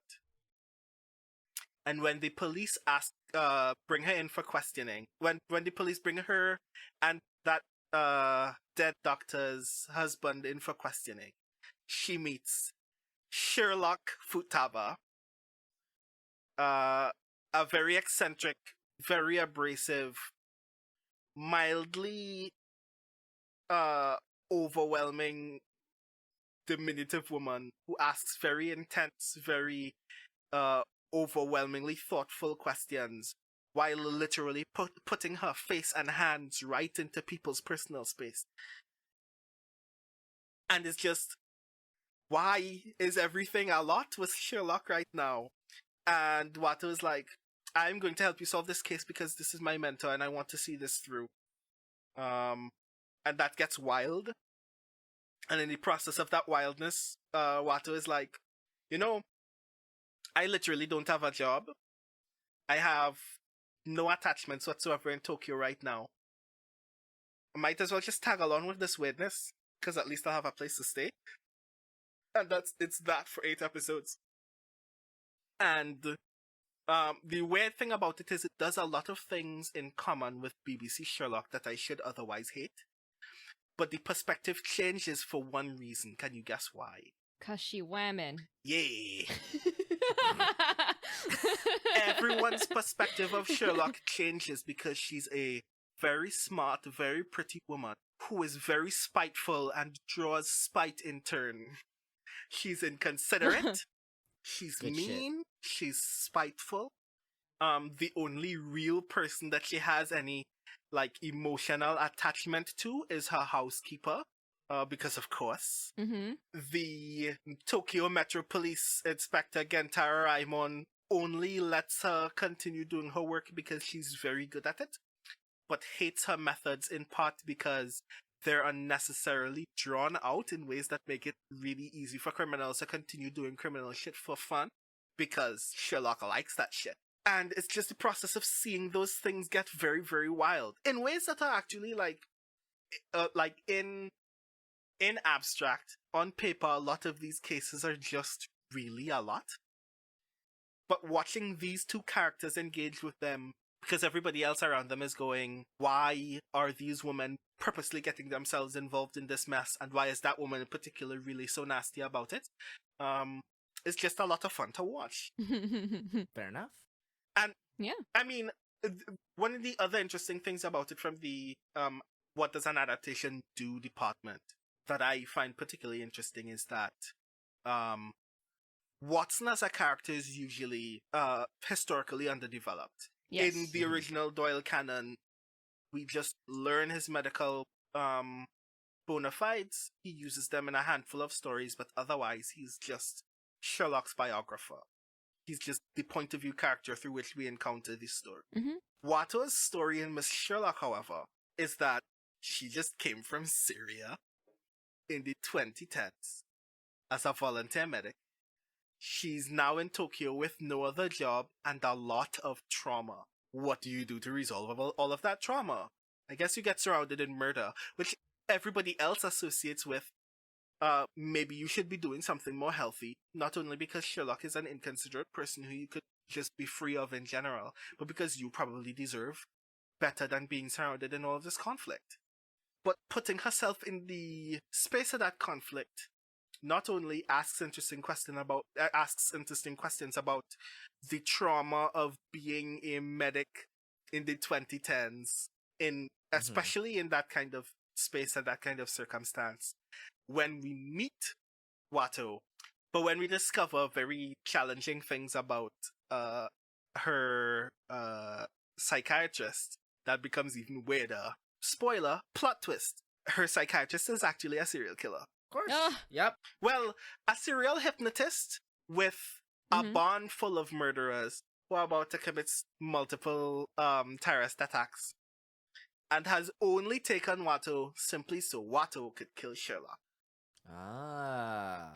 And that's how we get our Reichenbach fall. And it's actually very interesting because the drama in that moment is Sherlock doesn't get tied up because she's afraid of what Watto will do, or because the process of solving that final case with this death cult called Stella Maris involves having to deal specifically with Watto. It's because she has developed an intense fondness for Watto during their cases and wants to specifically save her, which leads to her literally meeting Watto and her psychiatrist, whose name totally escapes me right now. Right, Mariko. They're on this roof. Watto is prepared to shoot Sherlock dead in between the eyes. Sherlock eagerly tries to talk her out of it, and the entire time Mariko is going, no, she will never stop. I have brainwashed her so well that the only thing that will ever get her to listen to anyone ever again is when either of us are finally dead. And then Sherlock just, like, very meekly, while Watto still has a pistol trained on her forehead, goes, like, very wistfully talks about how much she appreciates that they spent time together and that she hopes that Watto will be happy when this is all over. And then tackles Mariko and jumps off the building. Whoa. It's not about Sherlock, it's not about the case, it's actually about Watto. That's why it happens. And that's brilliant. Like, we have actual feelings now. We have developed an actual committed emotional relationship. And the process of seeing that story therefore go from, why is this woman joining this other woman in doing unwomanly work, go to, the process of this unwomanly work has led to a woman giving her life for the closest woman in her life. For someone that she's only known 4 months, the only person that she's developed any emotional relationship at that point. It's actually kind of deep. Mm-hmm. I challenge you. I challenge you to find anywhere in the West that somebody else is ever going to do that shit with men. I was gonna say, I think that weirdly enough, some of the best adaptations of Sherlock Holmes come out of Japan specifically. And I think that a large part of it is that you're right that Sherlock Holmes is a character that is so often adapted in the Western canon. But I think to the point and to the reverence and deference given to the original character that the original author didn't even fucking have for the fucking character, right? Right. I think in a lot of ways it really holds back what people are willing to do. And that is a reverence that Japan only kind of nominally has. Like, okay, well, Sherlock Holmes is like kind of a cool thing, but we're gonna treat him about the same way that we treat the concept of Norse mythology, which is to say, we're gonna make anime waifus out of them and put them in our gacha games. Which a whole other discussion about that, but like, I do think that when it comes to talking about adaptations of Sherlock Holmes specifically, there is something to be considered about. Like you said, like what does this adaptation have to say, or what is it doing that the original is not, or what is it doing that the original is doing? And I think when you look at the original Sherlock Holmes kind of series, it is a series of disjointed one-off cases that are connected by the characters. But in a sense, they aren't really connected by the characters so much as the same characters inhabit each of them. But like a sort of traditional Western cartoon, the start and end state is the same. We're always returning to this kind of like nothing really changes that much aside from the one time that Sherlock died, but he came back, he lived. but like when you think about it, right, you have a mystery story, and the fun of a mystery story is, well, I don't know what the mystery is, like what's the twist, right? Mhm. And after that, you find a different kind of enjoyment out of that. But I think that when you're adapting Sherlock Holmes, especially like nowadays, right, it's you kind of do have to do something different, because like, well, there's all kinds of mysteries, and probably ones that are, you know, better written, and it's more interesting to us now as an audience that has that kind of, you know, media literacy and that historical literacy of Sherlock Holmes as a character, that we're Mhm. more interested in questions of the characters of Sherlock Holmes and of Watson and everybody else, that is kind of like they don't really matter in the original canon. Like they Right. do, but they don't. Mhm. Right. And the kind of interesting thing to me always about the transformative nature of adaptation and of works that build upon, you know, especially stuff like you know, like the open domain stuff, like like most of the interesting stuff to me is always kind of this, like, well, now we can think about like what does it mean to be that character, or what does it mean for that character to exist in more of a modern psychological space, I suppose you could say. Mhm. But yeah, I mean, I'm glad that at least one adaptation has done so.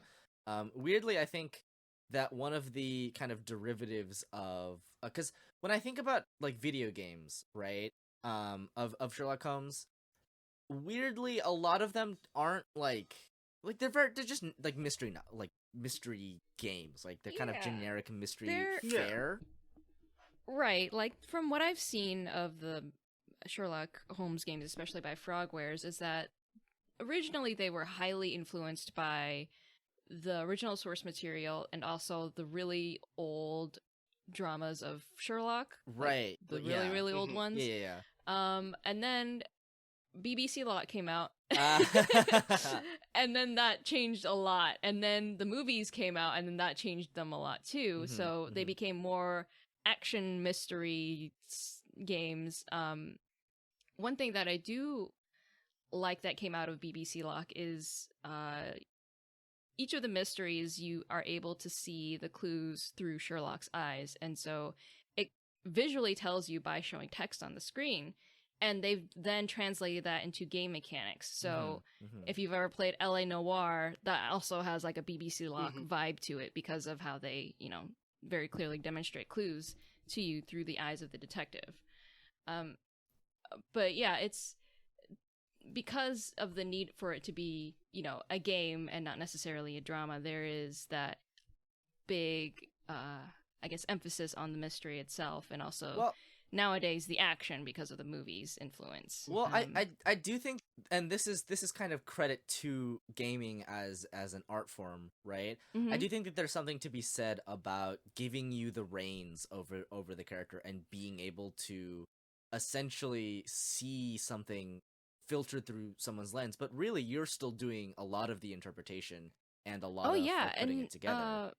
right, and in the most recent games, you're allowed to be wrong. Yeah. They'll let you just be wrong and convict the wrong person, and they'll keep going. Yeah. Because they leave it to you to tie all the clues together and come to your own conclusion about them. Like one of the things that I like a lot, and I like that you tied Eleanor to the Frogwares Holmes games, is that the ability to access information is very Mhm. easy, but the real Yes. work of the game is how you interpret it. Like Yes. in the Holmes games, you can essentially just turn on what is essentially Assassin's Creed Eagle Vision, and the game will just tell you where clues are. You will just Right. walk straight up to clues. Clues are free. Clues like rain. Clues will just pour upon you from like manna from the heavens. And then you will have all of the clues, and Sherlock will kind of like turn to the camera and go, I have all of the information necessary. And then you are now put in the like infamously tense situation. Wait, Sherlock is not going to be the person who does that shit in this moment. Right. I have to. Yeah. And if I do it badly, I will do the one thing that's never supposed to happen in this entire franchise.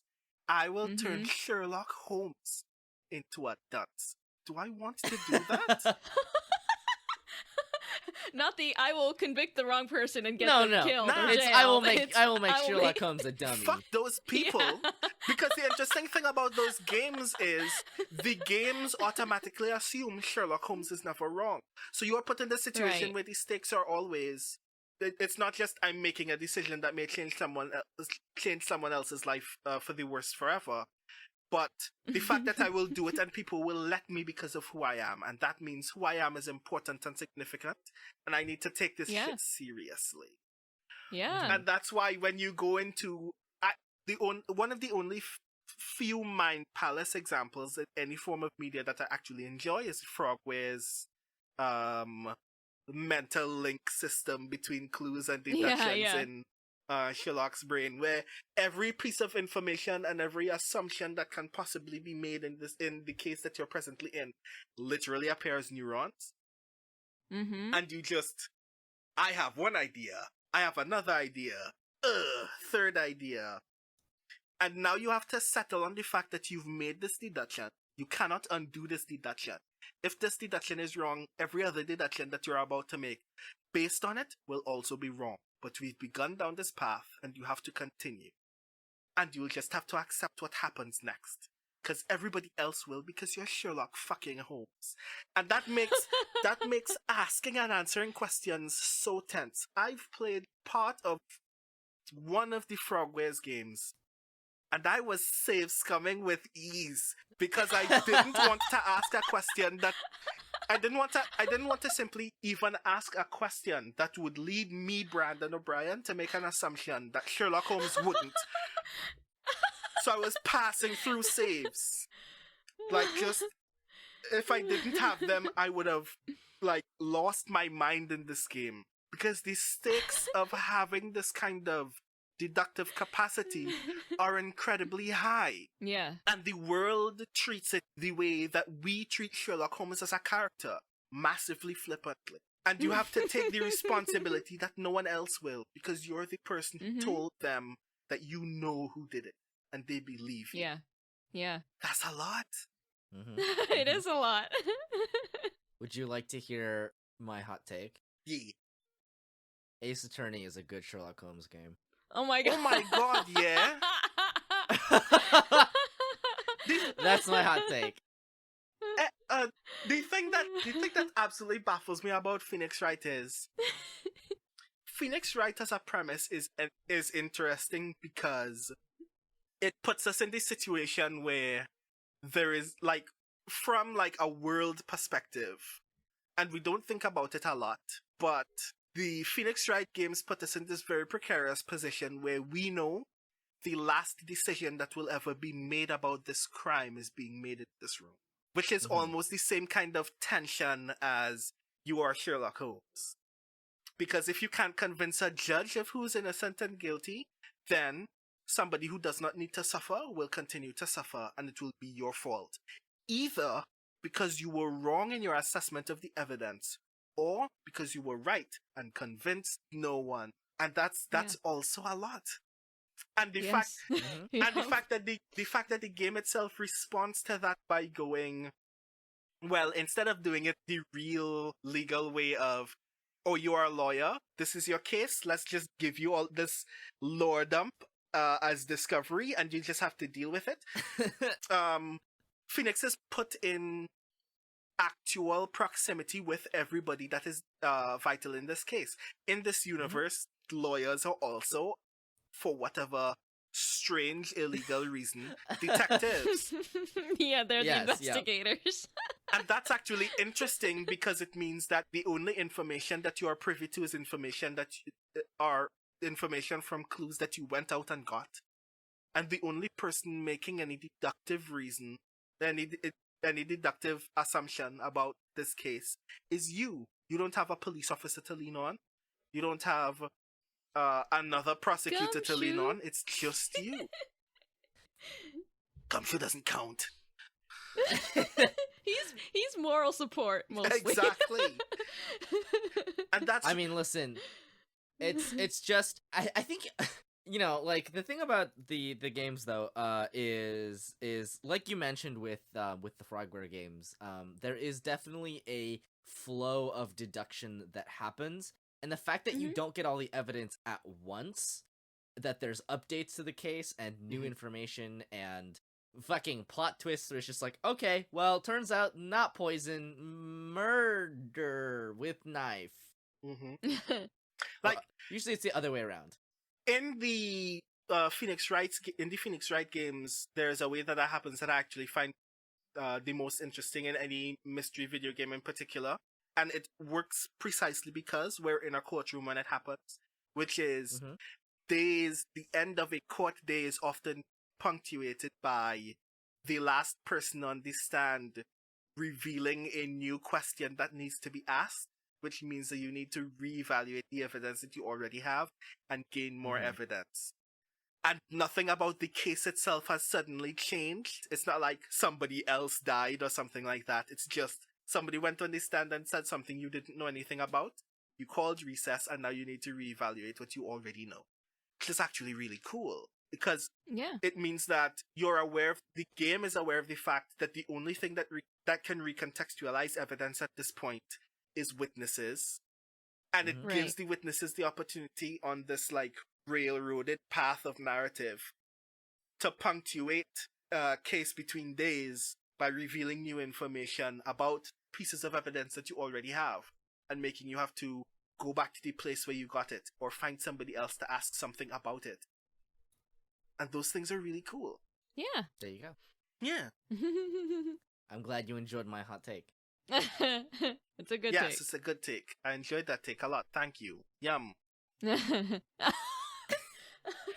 I gifted this upon to you. Speaking of hot takes. Here we go. So I'm about to talk about my absolute favorite Sherlock adaptation of all time, which is also my favorite mystery series of all time. And it is Elementary. Elementary, for those who are unaware, is perhaps the longest running serialized Sherlock adaptation that has ever occurred.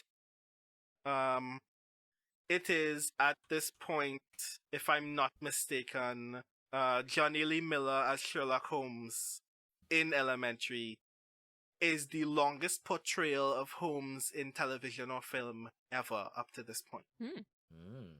And it is the most interesting version of the Sherlock Holmes canon ever, because of its because of all of the changes in perspective that happen when you make just a small series of tweaks to the narrative, which is essentially Sherlock Holmes, who was at this point already a good detective, is also a drug addict.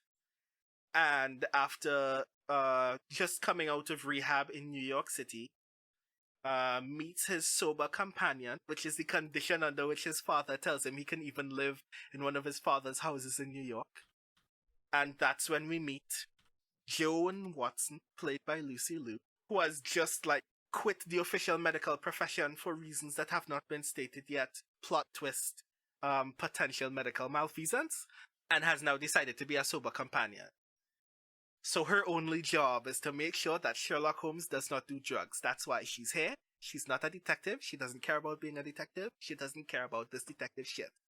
She doesn't want to see a dead body. She's kind of frustrated that the very first day that she's on one of her very first sober companion cases since leaving medical practice, she has to meet a man at a crime scene and witness a dead body. And she just has to accept the fact that Sherlock is attempting to rekindle his relationship with the NYPD in order to do work because he believes that his work will help his sobriety, which she fundamentally appreciates, even though why do you need to chase dead bodies in order to stop doing drugs? Right. And all of those individual things consistently recontextualize the narrative in ways that are not overt, but obviously change the way that the narrative progresses. It's interesting that Watson is a woman, because it means that her perspective is consistently shaped by patriarchy, yes, but is also shaped by the fact that she was, up until recently, an actual practicing doctor who wears now doing something that other people think is beneath her past duty. And she's in the presence of somebody that everybody thinks is an asshole. Everybody thinks that she should doubly just go back to medicine. But Holmes, even more interestingly, becomes even more complicated because we take a fundamental part of the Doyle canon, which is Holmes loved them drugs, and actually view it the way that we would view it in a 21st century context, which is, this is actually problematic, and it changes your life for the worse regardless of what you think. And Sherlock actually knows this and is engaged in the process of actually wrestling with this constantly. And then things get even weirder.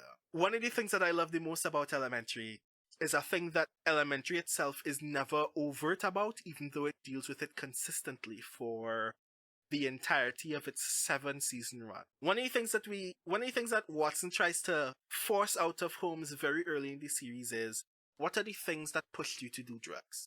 And he never wants to have those conversations. And then, after making a trip to his rehab clinic without his prior permission, Watson notices a stack of letters that Sherlock received from a woman named Irene Adler, because of course. And the story is, Sherlock Holmes was always Sherlock Holmes. And while on a case in London, he meets a very attractive, very inspiring young woman named Irene Adler from the States, who is just presently in London on business, but she never says what. They have a whirlwind love affair, and then she is murdered. The attempt to solve her murder troubles Sherlock's love-addled psyche so much that he resorts to drugs thinking that it will help his deductive process, and as a result gets addicted. And as a result, he thinks that, like, part of his process at this point is he needs to functionally move on from this and just get buried in work. And the reason why Watson keeps pushing is, maybe you need to deal with something else in order to get to the bottom of your sobriety, but we're going to continue enduring this detective business because it at least is giving you something to keep busy with. It is the reason, that conversation is partly the reason why Watson actually decides later in that season to pivot from being a sober companion to being a detective full-time. And then Sherlock discovers that the serial killer who killed Irene is in New York and becomes immediately fixated. It almost leads him to relapse, but he doesn't. It almost leads him to attempt to kill that assassin, Sebastian Moran, because of course. But he doesn't. Instead, he just seriously maims the man and makes sure that he gets arrested. Discovering Moran leads to the discovery of Moriarty's business in New York, because of course. And he decides then that he needs to avenge the death of Irene by destroying Moriarty's network. In fact, he deduces as a result that Irene was only murdered because he believes that Moriarty killed her in the attempt that her death would trouble him so much that he would leave Moriarty alone. That becomes a source of conflict, obviously, because Watson is like, getting back on this train of thought may cause you to relapse. Is this what you really want? He's like, yeah, I'm gonna fucking kill Moriarty. With my bare hands even. And then I'll be free. That leads to a lot of very wild occurrences, like almost being assassinated by a man whose entire MO is staging all of his assassinations like accidents, which leads to the very bellissimo quote of Sherlock very eagerly saying to a hive of bees nestled under a hole in a tree, "An army of bee assassins." Oh my god. Later in that season, he thinks that he's met Moriarty, and Moriarty immediately gets assassinated, just to prove a point. He deduces as a result that that man was not Moriarty in the first place. More investigations lead to Moriarty literally giving Sherlock a case, knowing that his involvement will lead to him attempting to solve that case in a way that will be natively beneficial to Moriarty. A thing that he does not notice until he solves it. And then, as a reward for solving it, Moriarty gives him the direction to an abandoned house on the other side of Brooklyn, where he meets Irene Adler. Severely tired, seemingly severely injured, fully disoriented. Irene confesses that she had been kidnapped by a man for several months/years, has not seen the outside world in the longest of whiles, but she's back. And Sherlock is like, well, the love of my life is back. That means I never have to be involved in anything ever again. Watson is like, aren't you at all curious about the fact that Moriarty just gave you your woman back after you said that you were going to destroy Moriarty forever for taking Irene from you? It's like, nah, because Irene's back. I'm done. I'm good. Mm-hmm. Meanwhile, a falling out with one of Moriarty's lieutenants leads to said lieutenant deciding, you know what? Fuck Moriarty's rules. I'm just going to kill Sherlock because I want Sherlock dead. Mm-hmm. So Sherlock is ambushed in his home by this guy, gets shot in the gut, flips a table, needs to hide behind the table in order to not die. While ducking and nursing his wounds, he hears 2 shots fire from the door and lifts his head to see Irene Adler in a black coat with a pistol in her hand. Bam, bam, bam. And makes the immediate deduction, wait, there's only one way that this could be the case. You were Moriarty the whole time! How could I be so stupid? Dun, dun. Ah! And all of this should be dumb, right? But because it happens, the story makes this very interesting turn in my head. It stops being about drugs. It stops being about whether Sherlock was just a weak-willed person who would have always given into heroin dependency at some point in his life. It starts being a story about abuse. The minute that we learn this, the thing that puts that into context is the realization, therefore, that every decision that Moriarty made in order to affect the life of a man who loves her was to gaslight him for years. Mm-hmm. And she's now about to literally kill him, and then changes her mind and goes, you know what? I'm going to let you know that I'm going to continue committing crimes right now, because I want you to know that you can't stop. And if you try, you will get hurt badly. But I want you to not try, because I love you. What the fuck? And Watson is like, nah, we're not taking that shit. We're gonna fix this. We're gonna get to the bottom of this 100%. And I'm going to help you, because that's what I'm here to do. It's because of Watson, in fact, that case ever gets solved. Like, the big emotional crux of that episode is that Moriarty walks into the hospital bed where Sherlock is apparently laying dying, about to confess that if he hadn't intervened, he wouldn't have been so severely injured in the first place. And Sherlock is just like, yeah, no, I'm not actually hurt at all. I'm just pretending to be hurt. Just so you could come here, so Watson could tell you that Watson got you enough. That's fucking dope. And because so many things change as a result when you view the story from that lens. Yeah. The perspective of a character who has consistently been considered misanthropic changes twice. He was once in love and now hates people because that love went wrong, and has now regained his faith in people because somebody who he is not, that he has no romantic feelings for, gives of herself for him consistently without expecting anything in return. And that warms his heart to other people in this story over the course of 7 seasons. Sherlock has friends, my guys. Friends. Sherlock hangs out. Sherlock goes for drinks with people that he does not have romantic feelings for. He also fucks a lot, but that part he does whether he has any real emotional attachments or not. He treats it like a workout. It's actually kind of funny in the context of the story. Oh my god. I'm pretty sure Elementary hints very often at him being bisexual, but I'm upset that they never actually really develop it, because of course, primetime television CBS. Of course. But the context of abuse also makes it very intriguing as well, because several seasons are dedicated to the fact that now that Sherlock knows this, even though he never fully comes to terms with it.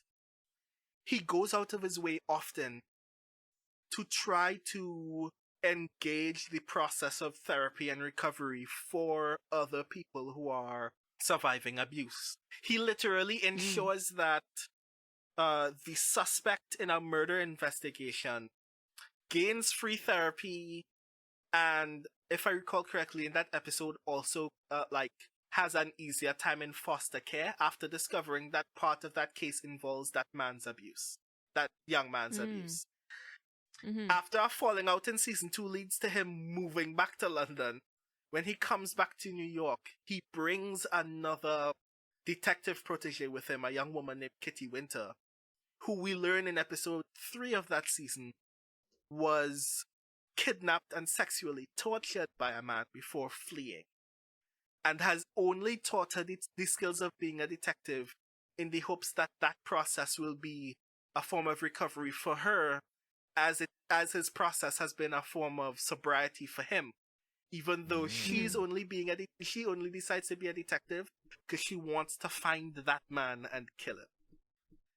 And the process of wrestling with that at the end of the season, when they discover that that man is also in New York, becomes so emotionally tense by the time that it's resolved that it becomes really obvious to us that Sherlock knows what he's doing and how he feels about these things.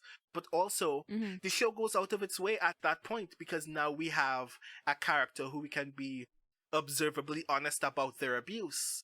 Kitty constantly has cases where abuse is the crux of that narrative, and she's put in a position to leverage the beginning processes of her own recovery for other people. And it's the discovery that her attacker is in New York that causes her to backslide and causes Sherlock to point out that this is what a relapse looks like.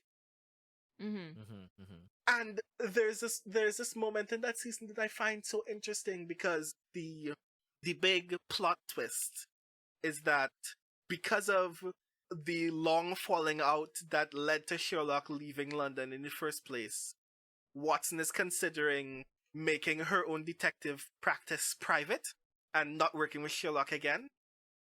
And when they discover after that the boss that she was about to work for after that is the person that attacked Kitty. Damn. Whoa. And when she comes to Sherlock to discuss how lost and confused she feels after realizing that she was about to work for a sociopath, Sherlock turns to her and essentially says, I'm heavily paraphrasing, you now know what it feels like to have been in the experience of being taken in by somebody who seems nice and thoughtful and good, but was a sociopath the whole time.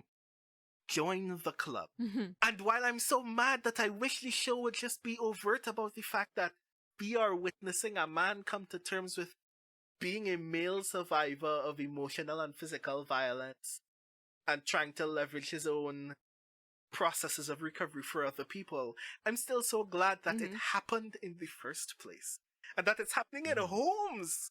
That's crazy. You would never expect. It's even if you don't know these things, it's also just very good because from the case of the week perspective of a typical procedural or a typical Holmes story, one of the things that Elementary does very well is there are no embellishments placed on how Sherlock Holmes knows or proves that he knows things. There are moments when he will obviously admit that the only way that he will gain information about a case is if he asks an actual expert. He has experts in multiple fields dedicated to those things. He has expert mathematicians. He has a friend from London called the Nose, who he only calls to smell things for him. They meet a hacker collective called Everyone in season 2, who he leans on very regularly to solve tech-based problems. But the only way that everyone interacts with him is because the conditions under which they met were attempting to solve a crime by blaming it on everyone. every time he asks everyone for a favor, they ask him to do something embarrassing as payment for that favor. So, like, the fact that he asks questions and is willing to admit there are things he does not know is already very interesting. Because it means that the ways in which we learn things are either somebody who is already established as eminent in the field of that thing will tell us. We learn while he learns through the process of asking pertinent questions of those people. Or the act of discovery is literally like the way in which we enter gaining another clue about the case. So it's not Sherlock knows everything and is just godlike about every fact. He's godlike about a lot of facts unnecessarily. But the fact that he's willing to ask other people questions is very interesting. Also, a very peculiar consequence of how some of those cases are written is that often we know exactly how something happened and who did it, and then the case becomes, how does Sherlock prove it? Because we're still dealing with, like, actually making sure that this man can be prosecuted for a crime. And sometimes we don't. There is a case in season 3 where a man is murdered and Sherlock literally admits, I know who did it, I know how he did it, but I can't prove it. So it will just... I see. Yeah. Wow. And even more interestingly is sometimes Sherlock will find himself in that situation and will resolve that by literally doing something illegal. Like, there are oftentimes he will be in that exact same predicament and he will either attempt to blackmail someone into confessing, or he will attempt to frame them for a completely different crime just so they can be punished. Because, like, his character fundamentally is, like, very distinctly from even the original Doyle canon, where Sherlock is often simply motivated by whether a case is titillating or not. In Right. Elementary, he's still often very, like, eager to just engage in a case because it's interesting. But whenever it involves the suffering of others, his, like, primary mode is, regardless of whether it's titillating or not, it is important to make sure that people who cause harm to others do not continue to roam free. Even if it Right. means I need to cause harm to others to ensure that that stops. Which is a lot. Yeah. It's I very see. intense, but I like it a great deal. Because he doesn't, Yeah. because he also doesn't do it primarily because he cares about people. Because even in season 1, where he's often like a very burdensome misanthrope, he still has that very strong idealism about him. But he doesn't do it primarily because it's important for him to prove that he can solve those cases because he cares about the plight of the innocent. He does it simply because he strongly believes that from some perspective of justice that only he has, it is important that people who cause harm to others face consequences for the harm that they cause. For it doesn't give a fuck about the people who actually suffer, but he does give a fuck about that. And seeing that evolve as a result as he learns more about his own trauma becomes very, very engaging from a character perspective. He goes from caring nothing about people to caring about people abstractly to caring about people personally. Yeah. Sherlock Holmes, the character that we often, like, viscerally attach no love or care whatsoever to, or where he does love or care anybody, it's very peculiarly like Holmes and Watson, the RDJ Guy Ritchie movies, or Holmes and Watson in BBC Lock are very peculiar relationships.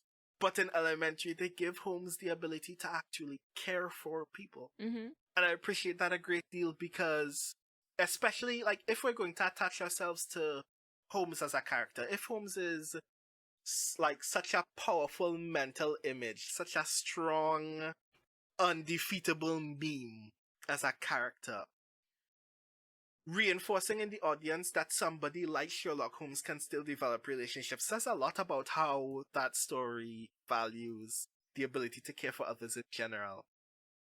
Right. We're telling the audience, essentially, valuing your relationships with other people is really important, not only for your own mental health, but for the security of your community. And in a world where every other police procedural that is on the air is about police officers kicking down doors and arresting black and brown people and punishing them forever, I kind of like that. Right. Mm-hmm.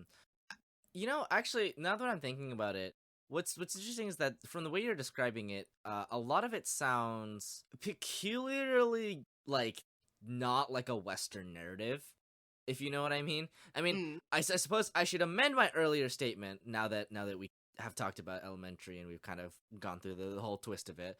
Save for Elementary, I think Japan has some of the most interesting adaptations of Sherlock Holmes. But like, really, what we're talking about, and save for Kabukichou Sherlock. Right, save for yes. The exception proves the rule, of course. Yes. And what's interesting is that, you know, like, what we're talking about when we approach Sherlock's character from this perspective is ultimately, like, you know, the narrative of somebody who is very individualistic becoming someone who cares about other people and who essentially becomes more part of a collective, I guess you could say. I would say that's a general trend. I'm not gonna tread specifically because I haven't watched any of it.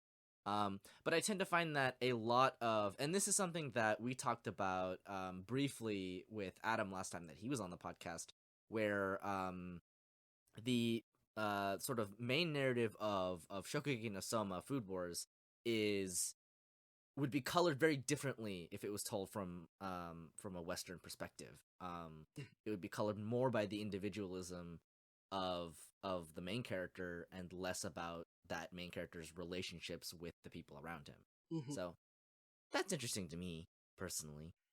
Yeah, especially in Sherlock Holmes adaptations, there's inevitably going to be a really strong emphasis on how different Sherlock Holmes is compared to the rest of the community, and I feel like a lot of adaptations therefore thrive on that.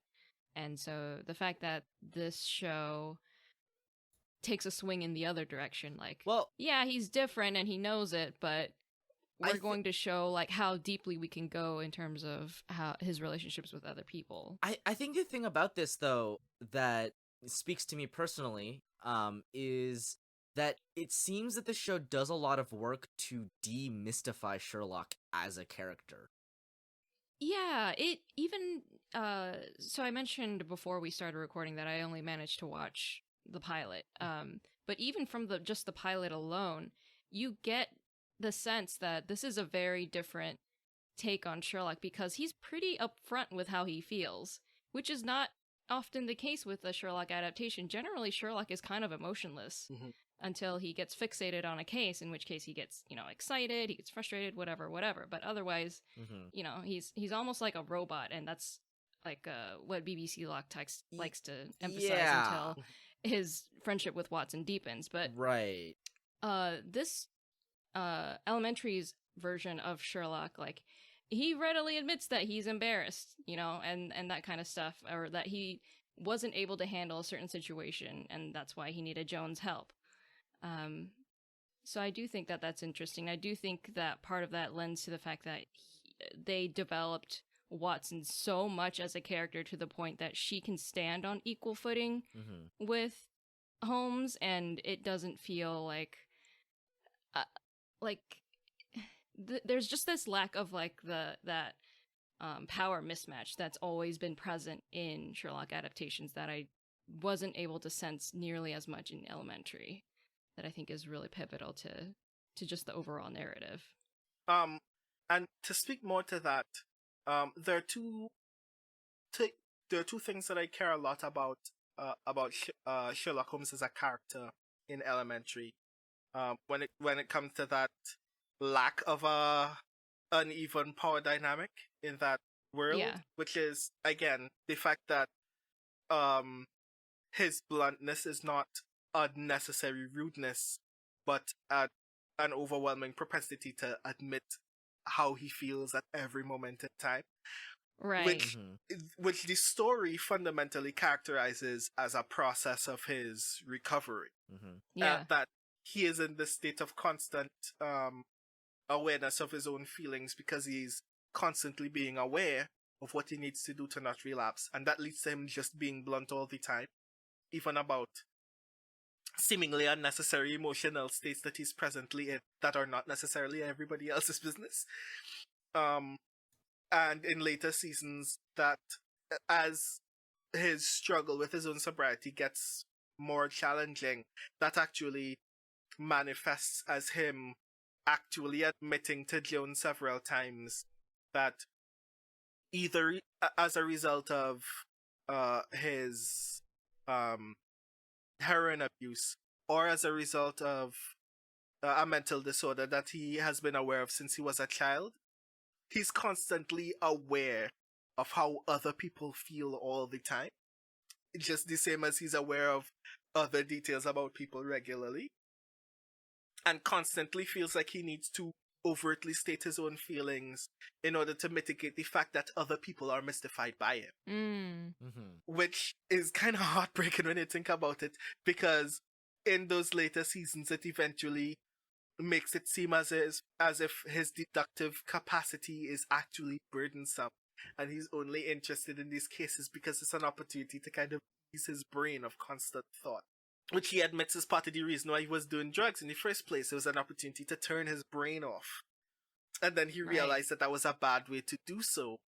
And is stuck now with the question of, does that mean that he's not supposed to turn his brain off? Or does that mean that there's another way to turn your brain off?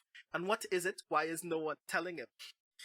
And in addition to that, when it comes to power dynamics in the show, one of the things that I find most interesting is that Elementary does something that does not put it aside from the Doyle canon, but is actually the way that Sherlock behaves in the original short stories and books, which is Sherlock is actually the first to admit how his process works. He's very eager to teach. Oh, yeah.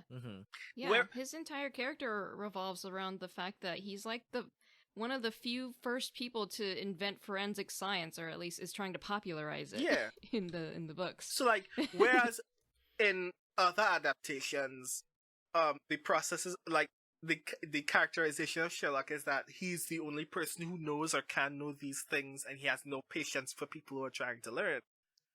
Right. In episode 1, we literally see him have a conversation with Captain Gregson and the detective that they write out to the pilot very swiftly, whose name totally escapes me as a result. I mean, 7 seasons. No, like, we never see that guy again. That detective lasts 2 episodes max. But, like, in the process of finding that dead body, he talks about the process that he did of his deduction as if he's explained, as if he's gone through his methods with everyone in this room before and trusts that they can engage with him, and is very eagerly frustrated when they don't. In later seasons, he literally gets severely attached to the idea that there are police officers that he trusts, because even if they are not as capable as him, he trusts their capacity to be capable, and as a result believes the fact that they can be capable is the reason they deserve every police accolade they could possibly get. Aww. That's nice. Like, he literally signs up for one of his closer detectives in the 12th precinct, Detective Bell, the officer that we will eventually meet far more often in the series. He signs up for the guy to get drafted by the US Marshals behind his back because he thinks he deserves a promotion. Oh my god. Okay. Just because he knows that he has the capacity to be as astute as Sherlock himself is. In another show, he'd just not care.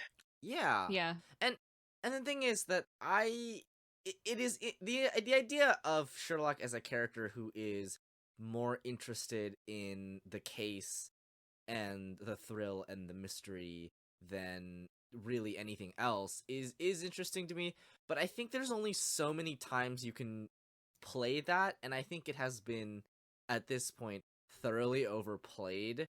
And this might obviously be colored by my personal tastes in media, and Brandon, I know yours very specifically, because we've had very long conversations about them.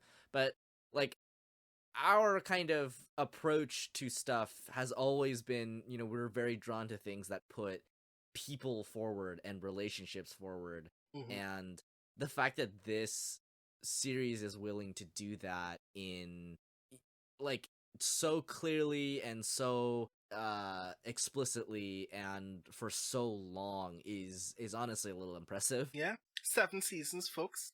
7 seasons. I'll tell you what. 7 seasons, 7 seasons, 24 episodes apiece, except for the final season, which goes up to 15 or 17. 7 seasons on American television, and your name isn't Breaking Bad. Yeah. Also, I have so many feelings about the finale that, like, a part of me just wants to tell you, like, just watch the whole thing. Just watch the whole thing. Watch the whole thing. We're all under global quarantine. You have no excuse to. I mean, yeah, I was gonna say it's not like we have anything else somewhere like to do. 150 episodes, but they have nothing to do. Just do the thing. I will literally make a list of the best episodes that you should possibly watch. It's still over 100, but it's like I have so many feelings about the show. Oh my god. Well, before this episode gets to be 3 hours long, we should probably wrap up. Do you have any closing thoughts? Watch Elementary. Watch Kamen Rider. Love your neighbor. Don't do drugs. Good. Good shit. Oh, a good moral for the kids. How about you, Renu? Me, it was kind of magically fantastical that Soup brought Brandon and I together to talk about Sherlock with the pure coincidence of not knowing that I also really like Sherlock adaptations. So yeah, the fact that I got to learn more. Yeah, I got to learn about more of them thanks to Brandon. It is awesome. So it is interestingly a very different dynamic than is usually like on the podcast. I will say, because normally I'm the one who's very, very hyper fixated on one specific thing that I forced you to talk about with me. So you know what? It was nice to get to hear y'all talk. Yeah, exactly.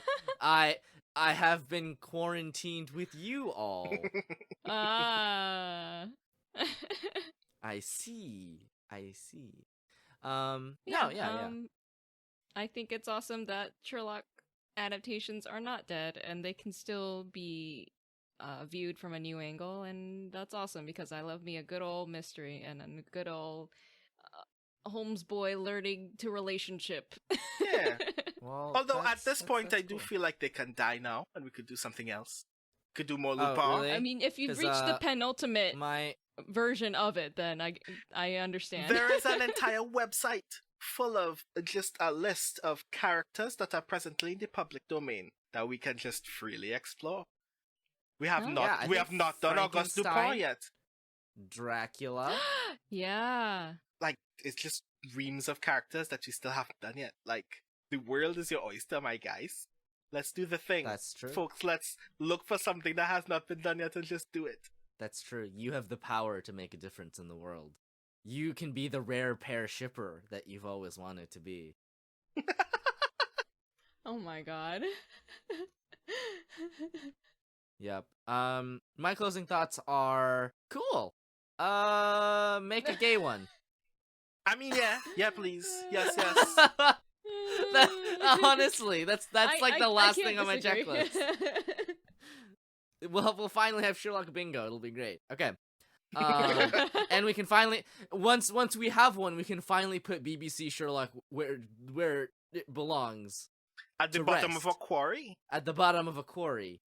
But what if they come out with another season and it is actual John Locke? I highly doubt that, but you never know. Sometimes you think it's over and then they're like, we'll be Reichenbach. No. Soup, no! Don't ever do that again. These poor people that you just subjected to that. I'm a little stunned at how like smoothly you went into that. You were saving I've that been whole evening. I have been saving that joke for the last hour and a half. I'm like, where do I shove this God, in dude. to the podcast? I know there's a spot. I just need it. Okay. Oh my god. All right. Well, thank you so much for coming on, Brandon. I always love getting Yeah. the chance to talk to you. I always love picking your brain. You have some of my favorite things to say about most things. Thank you for having me here just so I could quarrel about Sherlock Holmes. No, it was great. It was great. So why don't you let us know who you are, what you're up to, where we can find you on the internet, and otherwise. God, what am I not up to? Hi everybody. Oh, Jesus I'm- God, don't I know it? I'm Brandon O'Brien. I am a science fiction and fantasy writer, speculative poet, performance poet, game designer. Whoa, whoa. I'm the co-host of a podcast called Righteous Kicks, where me and my friend Iori Kusano geek out about men in spandex bodysuits who kick evildoers to death in abandoned quarries until they explode. Hell yeah. Heck yeah. That's describing Kamen Rider, by the way. Oh no, I thought that was Oh, just my not your Sunday daily evening. life. Not my deal, yeah. I wish. God, I wish. So yeah, you can find me on Twitter at The Rising Tides. The podcast is presently on hiatus, but we'll be back with a vengeance very soon. So you'll will have folks, Yay. you'll will have stuff to listen to during our international quarantine. I'm also the poetry editor of a magazine called Fire, a magazine of black speculative fiction, which is currently in its third, if I recall correctly, its third year of production. Nice. So if you can get your hands on one of those copies, I'd really love it if you could continue supporting the writing and reading of science fiction and fantasy by black writers, all of which is dope and definitely deserves more support in this space. And yeah, I have some stuff on the internet that you can read whenever you want. Very cool. Cool. Well, how about you, Renu? Me, I'm Renu. You can find me on Twitter, Tumblr, Twitch, all at Swandron. You can find me on Instagram at swan.dron. Huge majority of my events have been canceled, so I've I been bet. dealing with Yeah. that. Yeah, it's been a really unpleasant week for me.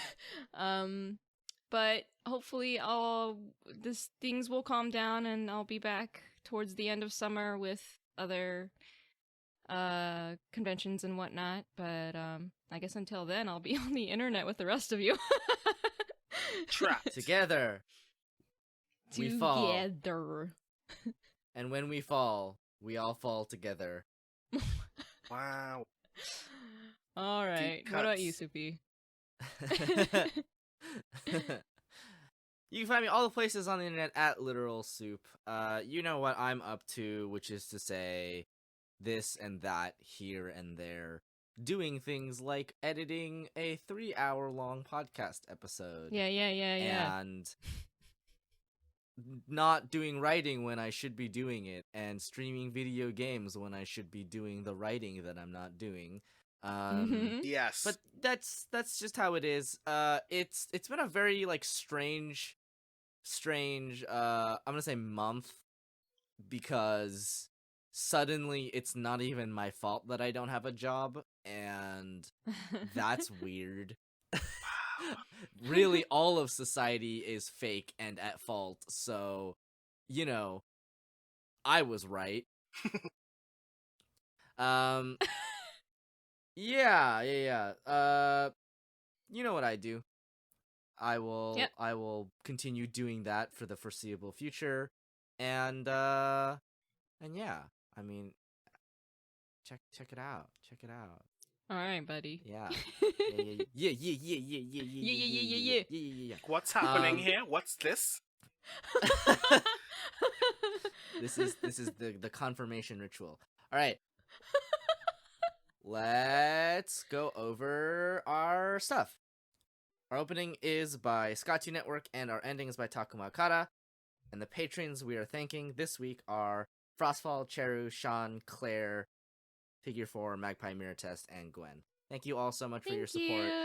Yay. This is the second episode that will be edited on Reaper, which is to say we are free from the clutches of Adobe Audition, which I think means we're actually like almost breaking even, if not breaking even, on the podcast upkeep costs. Yeah, which is boy. super exciting for me personally as someone who doesn't have to pay out of pocket for the podcast. Alrighty then. Yeah, it really do be like that. It do. So, yeah, thank you so much for joining us. Thank you so much for listening. Thanks, Brandon, for being here with us. Thanks. Thank you for having me. Did you know that you're one of my favorite people? Oh God, you're one of my you're one of my favorite people, Soups. Thank you. Ah. Well then, we will see you next time. See you next time. Boy.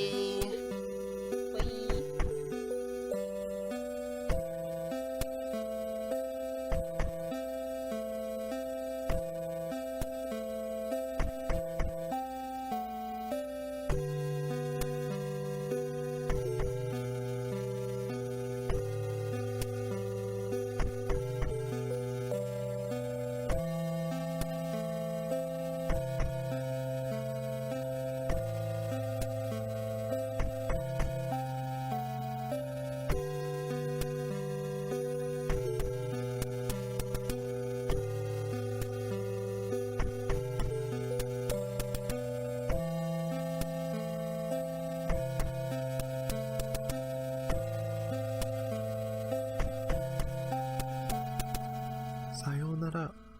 また明日ね。